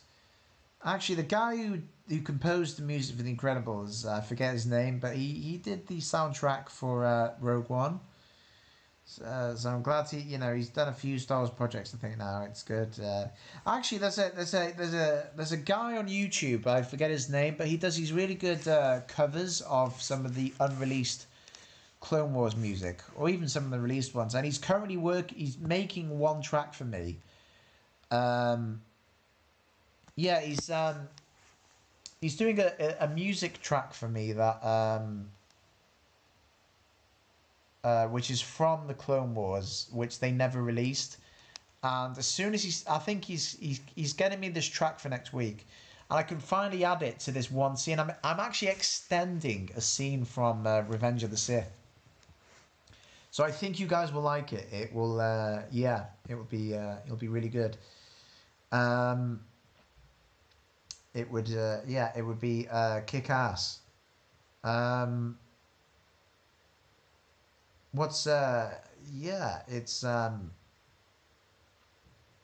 It's cool. I'm actually working on another video for the Grand Moff Talking channel. It's taken me ages. Such a fucking faff. I might have to start paying people to do the brunt of my edits for me, because even though, because then I can get more of them done really, and I can just improve them at the end. There was this toy Lego set, right? I used to play with as a kid. I was obsessed with them. They were called Bionicle. I was obsessed with these. That's it. Michael Giacchio. I can't pronounce his name. He also composed MCU, Spider-Man, and the Batman. Yeah, he's amazing. Now, you know what? Pixel Joker, by the way. Sorry, I'm getting sidetracked. My head's like a bag of cats. Pixel Joker thinks Jason Isaacs should be Thrawn, right?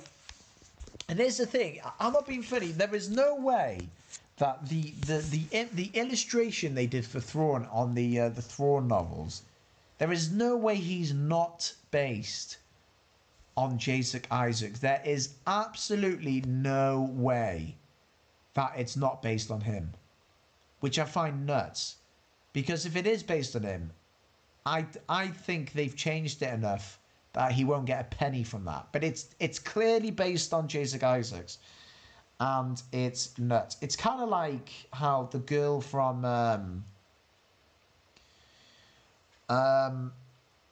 The Last of Us video game looked like Elliot Page's former identity, Ellen Page. Like, it clearly looks like her. I'm really surprised she hasn't sued.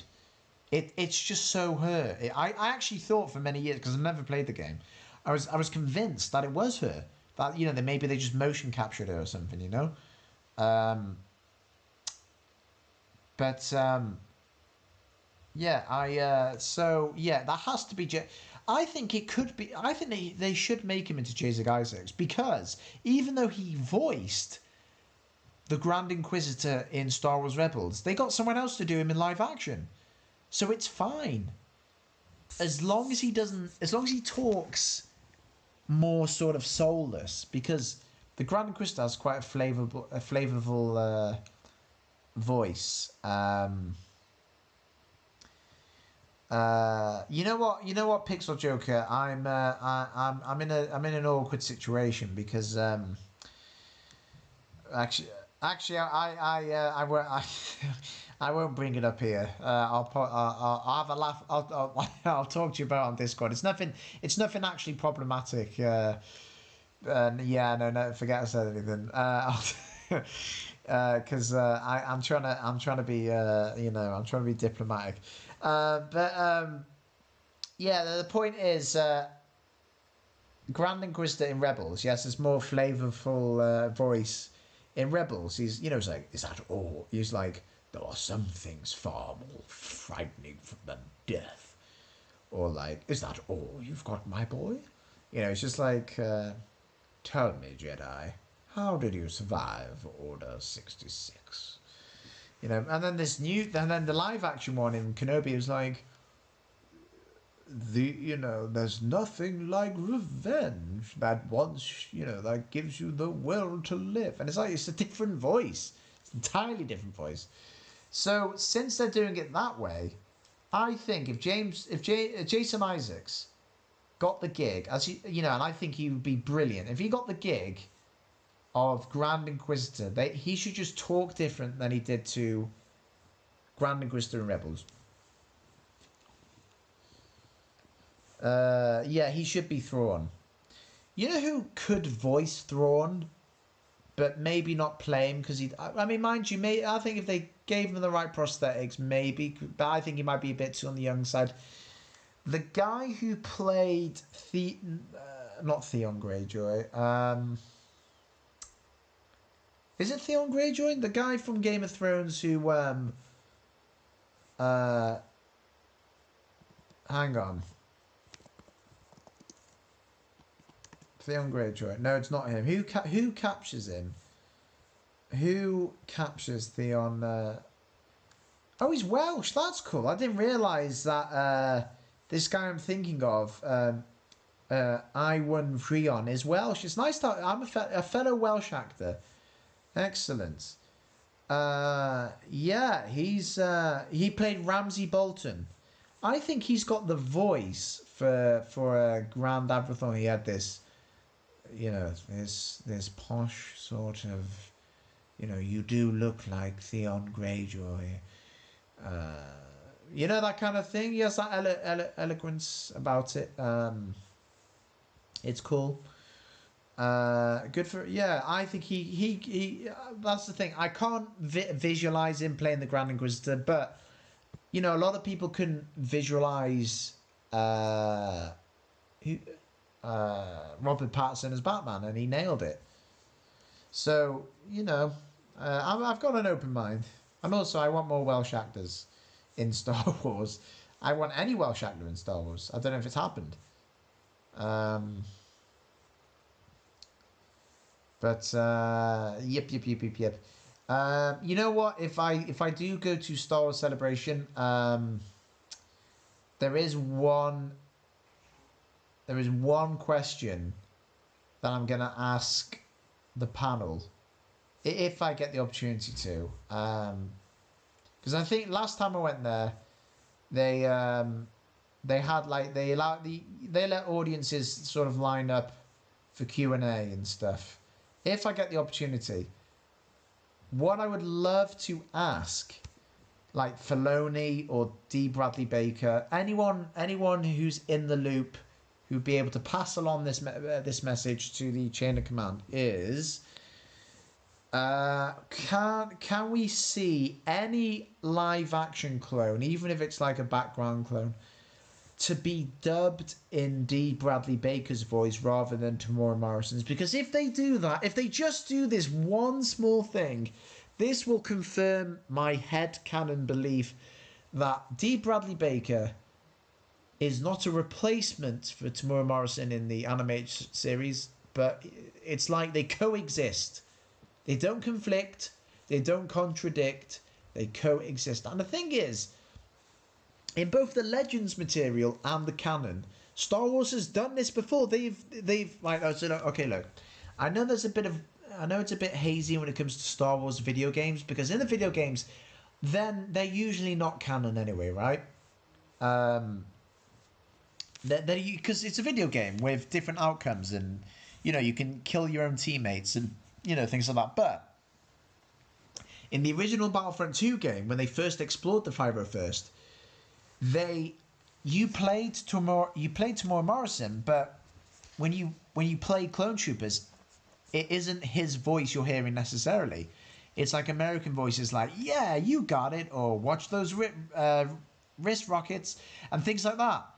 But even though they don't sound like clones, as a player, you kind of accept that perhaps, the clones just went on to have different voices, or they just let in other troopers into the thing. It's that sort of thing. But even if we were to overlook that, because they should have sounded somewhat similar to his accent. It should have been either, D. Bradley Baker has more of an Australian accent than a New Zealand, which is a bit awkward.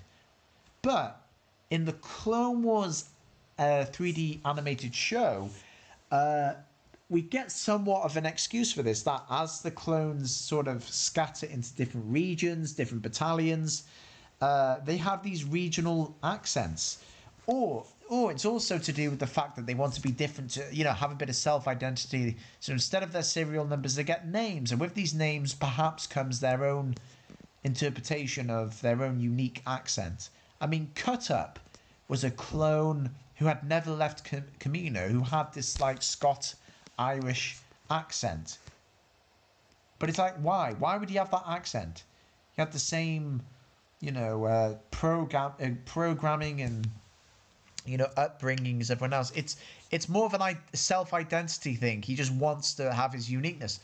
He's like, he had this own, and a lot of the clones have these different voices. And it's the same with Republic Commando game. The Republic Commandos have completely separate voices. They don't even sound New Zealand or Australian, but you just accept that they are clones with their own brand of accents. And then again, the Clone Wars 3D show did it with the clone cadets, the kids. Half of them were voiced by D. Bradley Baker, and the other half, and this is canon, were voiced by Daniel Logan, who plays Baby Boba. And again, we accept it. We accept it because we just chalk it down to clone accents. The more formal clone kids who took charge of the groups sounded like D. Bradley Baker, and that kind of makes sense because they're going to grow up to be like Rex or Cody, But the other ones sounded like Daniel Logan, and it was a nice sort of variation. And again, in the canon game, Star Wars Battlefront 2 now, the EA one, all the clones are voiced by D. Bradley Baker, and yet Boba Fett is voiced by Tamora Morrison. And even though it's a tiny bit awkward, it's slightly awkward, it still makes sense. Because it's down to accents, identity, and individuality. It's like it smooths the plot hole quite nicely, and I would love to see that in canon. I would. Yeah.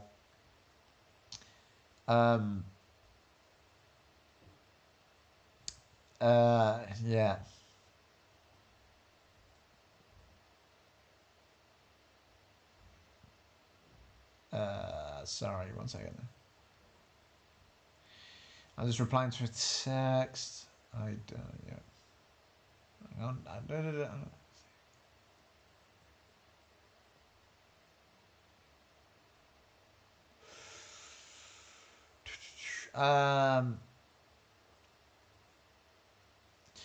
Yeah, so yeah, all I want is one clone, and I've done it in some of my edits. I've done this. I've interspliced clone voices just to show they can coexist peacefully, and I think for majority of it works really well. Like the Grogu Order 66, the Grogu Order 66. Flashback scene, I put Tamora Morrison and D. Bradley Baker in the same clip, and it just worked. It worked quite nice. They, like the way that they get shot. Let's see. Oh, cool. Yeah, listen, guys. One of my subscribers has just told me that he's subscribed to YouTube Premium, so we can listen to these videos with the screen off and relax. And you know what? I honestly, I recommend YouTube Premium, and they don't even sponsor me. I'm not even monetized. YouTube Premium's great if you use YouTube as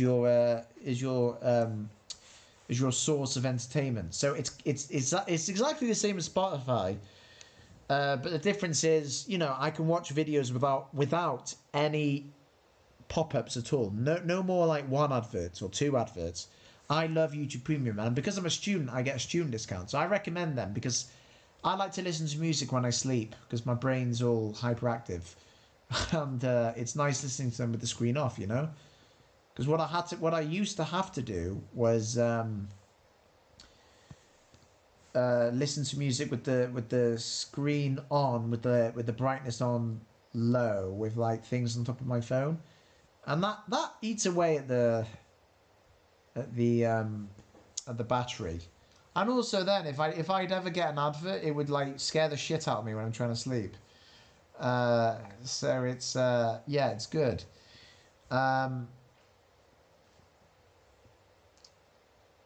So I recommend YouTube Premium.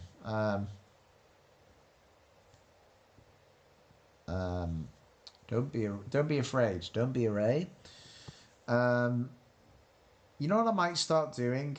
This is desperate as fuck, but you know me. I need to raise funds for the for the micro series canon edit. I might start doing I might make a Twitch account.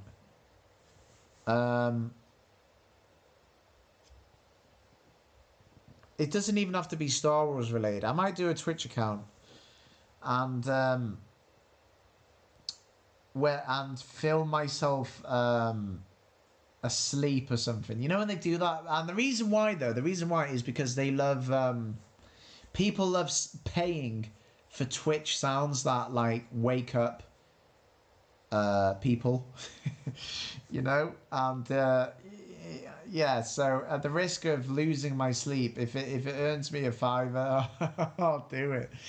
I need it. Who else? Yeah. So anyway, sorry. Yeah, I was talking about Bionicle when I was a kid. I used to play these Lego sets called Bionicle. And the King 5942 says, speaking of Lego, have you collected Lego Star Wars sets? No. So toy wise, I never played with the original Lego. The ones that you play with bricks and things like that. I think when I was a kid, actually in 2005, I think I bought a few Lego things, but once they broke, I never rebuilt them. It was too much of a faff. But I had like Anakin's Yellow Starfighter, and I had like a TIE fighter. It was pretty cool. But like I lost them now, I don't have them anymore. But I was obsessed with Lego Bionicle because I've always been a big fan of like simplistic good versus evil stories, like getting lost in the lore of stories, and Bionicle had one of the most original, unique storylines, ever. And I'm not exaggerating when I say this. Bionicle literally saved Lego, the company, from bankruptcy. So if you like Lego Star Wars or Lego in general, and you want to appreciate it, then maybe you'll appreciate Bionicle, because it saved that company. And what it was it was a story about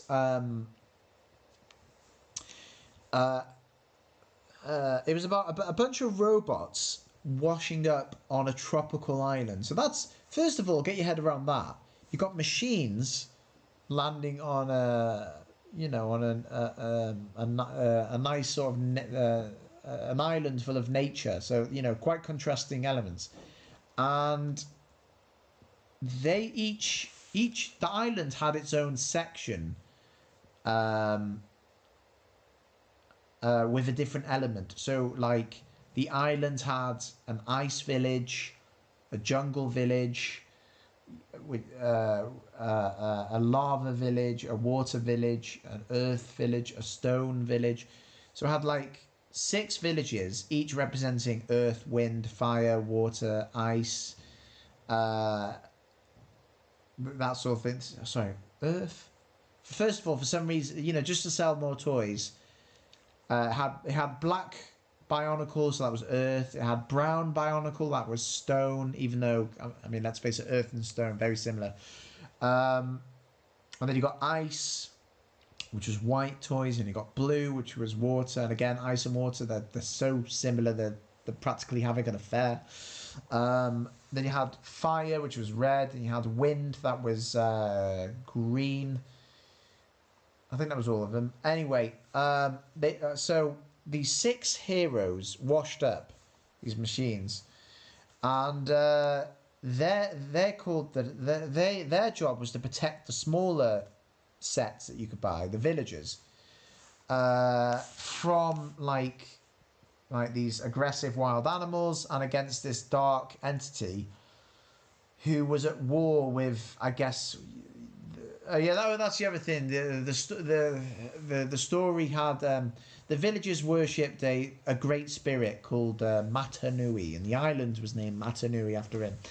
And the toy sets. There were 6 toys. There were 6 different coloured toy sets, each with a hero representing its own elements. But each hero also had its own mask, and that mask had its own mask power. So you got mask powers and elements fighting against this dark being who was against the great spirit. So it was like the devil against God, and it was great. It was such a unique story. I loved it. And then in around the same time as Revenge of the Sith and Attack of the Clones was coming out, Bionicle released a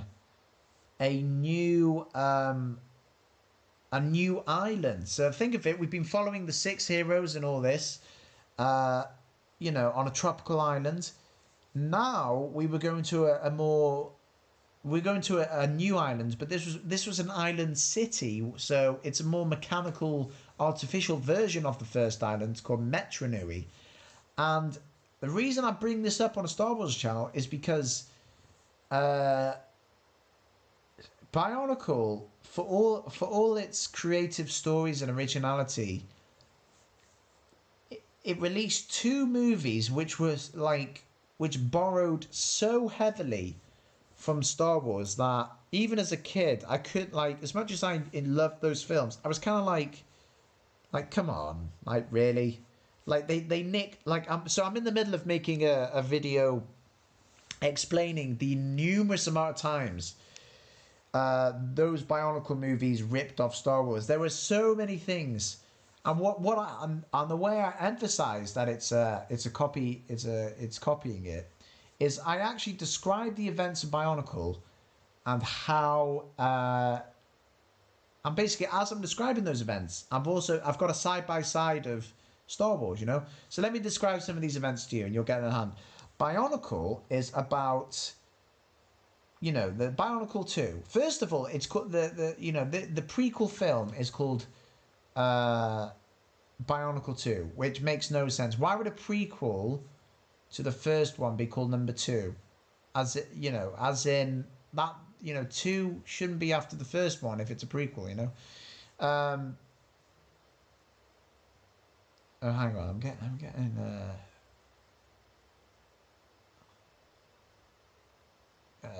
no, sorry, Phil, I'm tired. Someone wants me to come on Call of Duty. No, man, I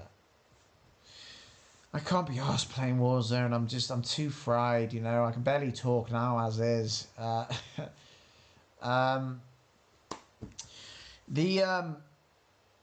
So picture this, right? You'll struggle to keep up with which am I describing Bionicle or am I describing the prequels?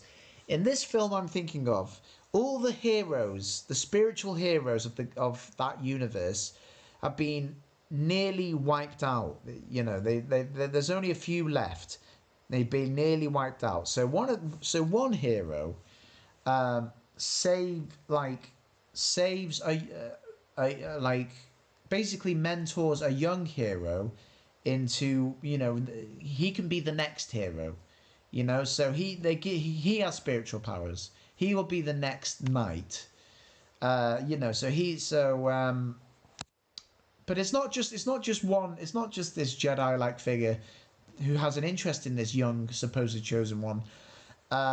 There's also an old kind political mentor who also has an interest in this young person, this young chosen one. And this old political mentor wants this young person to do, to build him this ultimate weapon. Even though this goes strictly against what the first hero wants, So this young mentor has a Kenobi figure and a Palpatine figure basically in his life. Meanwhile, one of the villains of the prequel is a four-legged insectoid mechanical being, kind of like Grievous, and he used to be one of these knights, but he was sort of transformed and mutilated into this new being. So again, you've got like a kind of General Grievous, Dooku, Anakin, Vader thing going on there, and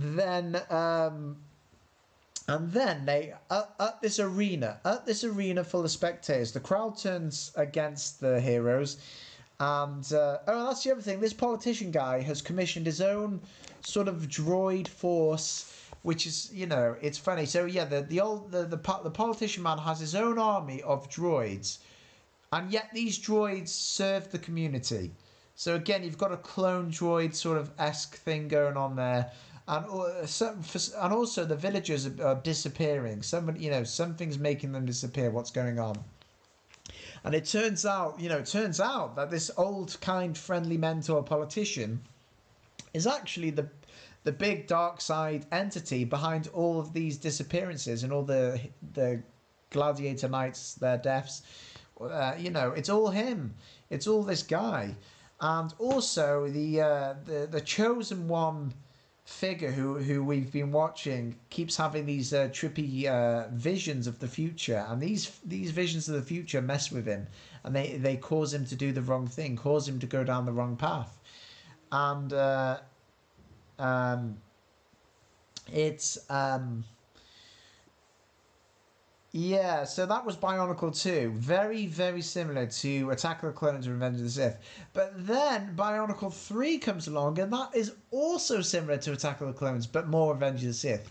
In Bionicle 3, they return to the island. Oh, that's the other thing. Bionicle 2 ends with the heroes sort of doing an exodus, escaping their metropolis, their Coruscant, to save the next generation. In other words, kind of like the end of Revenge of the Sith with Luke and Leia being saved.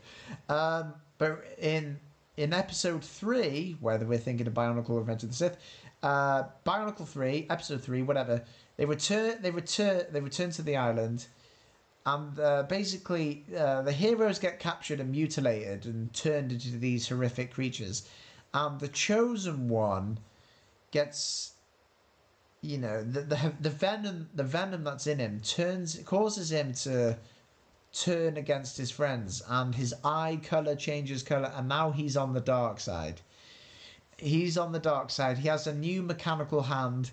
He's on the dark side, and the current villain of this film is a dark villain who sits on a rotating chair, who has a mouth mask, like a breathing ventilator. I shit you not.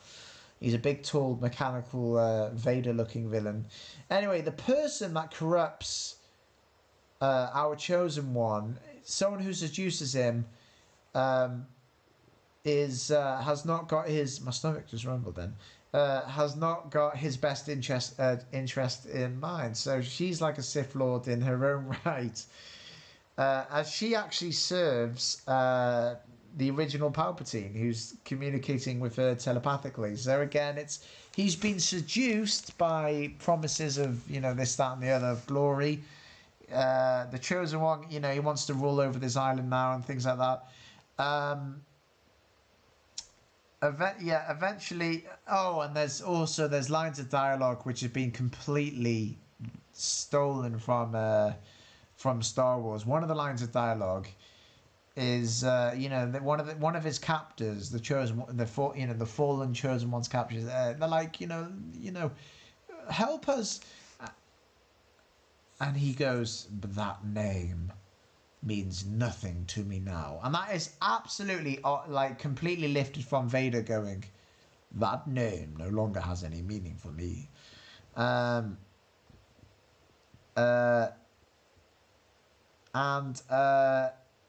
there's another line where the hero goes, so you finally see the truth. And that is exactly the way he says it's the same manner as the way Palpatine goes, only now, at the end, do you understand? And it's just like, it's too and there's music, the music is also very similar to Star Wars. Like when the guy has a vision, it's also like, I'll have to, when I get this side by side out, you'll know what I mean. So it's interesting. Bionicle had a load of like original content, original comics, so many original side plot stories, but it's just that their main movies, I guess they took the formula which made Star Wars great and changed it enough that it wasn't original. It wasn't good. But yeah, I hope. I'm gonna make a video on that. You know what? I hope if I get a chance to go to the Star Wars celebration and I speak to this Fordo person, Fordo? No, not Fordo. To the panel, Filoni. That's what I meant. I would say to him, please consider putting Tamora Morrison. No, putting a live-action clone with D. Bradley Baker's voice, because Star Wars has done it time and time again. They reference old things, even if those things have been replaced by new canon. The crate dragon that you see in the Mandalorian, they use the sound recordings from the original theatrical releases to A New Hope. It works. So they've honoured that. They've honoured and represented that old thing. And I think they could do the same. They could, two birds, one stone. Bring my boy D. Bradley Baker into live action. That's all I want. And they should do the same for the both Anakins. I think they should slip in very subtly Matt Lantner's voice into a Hayden line, just to make them one and the same, and it's good then. It's great.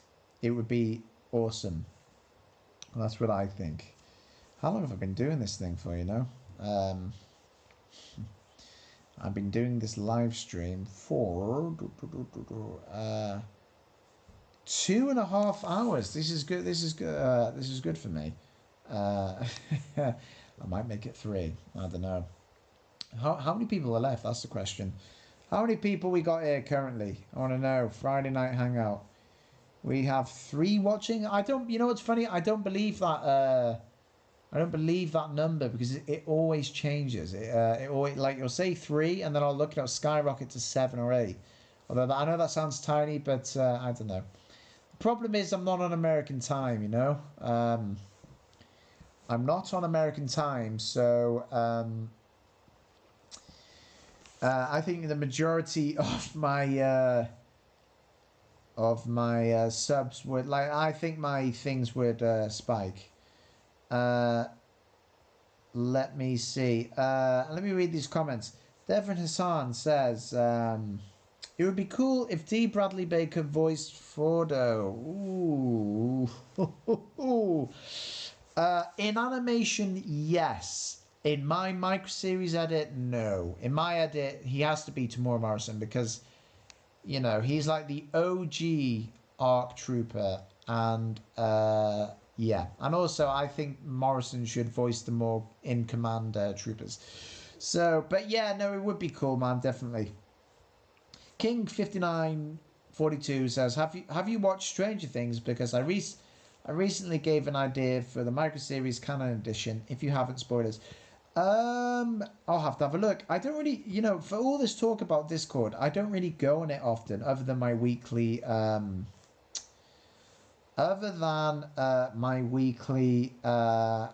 movie nights, which is exclusive for those that have donated. So if you have given a an idea or suggestion, I would love to see it, but I haven't seen it. But yeah. Oh, speaking of which, Devon, you raised a good point. You said, actually, no, I'll speak to you about that in the chat. But yeah.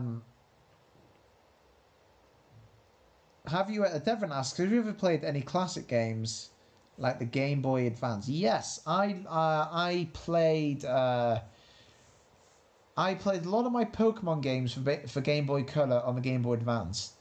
Um, and then that includes Pokemon Ruby and Sapphire. I love them games. I was sad enough to sort of trade myself, they were great, those games. Oh, that was my childhood right there. Yeah, no, I played them. I played the Dragon Ball Z games, Legacy of Goku 1 and 2. I never played any Star Wars Battlefront games, but I also played Star Wars PSP games. So they were great. At the end of episode 3 in season 4, the villain's voice is heard in pure blackness, flashing to his eyes in a jump scare, which is a jump scare way with a startling sound effect when cutting a quick shot of him. Okay. Okay. Uh, yeah. Is there a video link you could send me? Could you send me a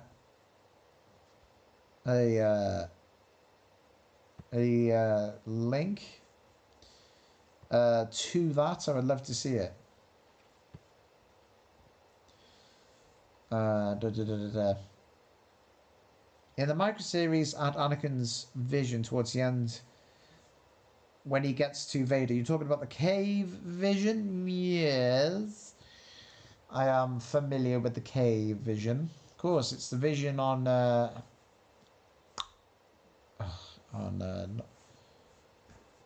Moon Knight has those flashes too. I need to see these clips. I don't know what you're talking about, my friend.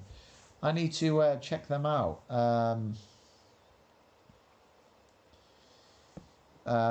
buh, buh, buh, buh. I have to. I don't know what these flashes are. Maybe if I heard them, but I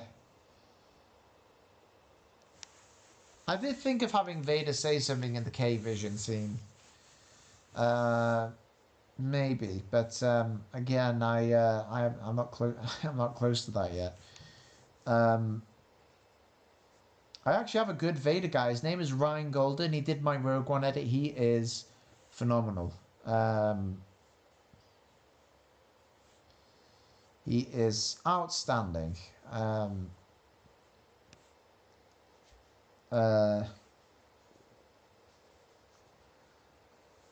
You'd have to. Yeah, I'm sorry. You'd have to send me it. I don't know. I don't know what the sound effect is, but I don't think I would. I don't think I would do a cutaway. I don't know. Well, maybe actually that gives me a lot to think about. Would I cut it there and? I don't know.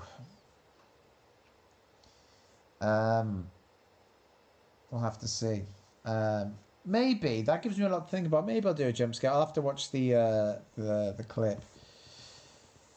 Wow, 2 hours 39 minutes. Bravo me. That's all I can say. I've done it. That's the one thing about these these live streams, they you always get me when I'm like completely worn, like you know it's coming to an end when I'm like sluggish and I'm barely coherent and I'm not making much much sense. But yeah, I'll probably hit the hay. I'll probably hit the head. What you know what I might do, guys? Actually, while I'm thinking out loud, I might start doing a live stream in the middle of the week for at a much later time for the American masses who make up like 80% of or 90% of my subscribers stream. So what I'm going to trial that. I might trial that on Mondays. Monday, Sunday. Guys, I appreciate you all. Thank you so much. Don't forget to subscribe to go join our Discord, join the fun, and don't forget to if you consider donating to the micro series, you'll be entitled to join our movie nights. They usually happen weekly, not consistently weekly, but it's usually every week. And we toss around ideas, talk about the micro series, things like that. I appreciate you guys. You guys are amazing. Take care, my friends. You are the best. Stay safe, stay happy, stay healthy. Stay healthy. Look after yourselves. Look after. Go for walks. Do that. I've just started doing that today, and I feel 1,000 times better. Go for walks. It's good for your mental health. Love you guys. Take care. Jar Jar was a Sith Lord. Bush did. I can't say that date. Take care.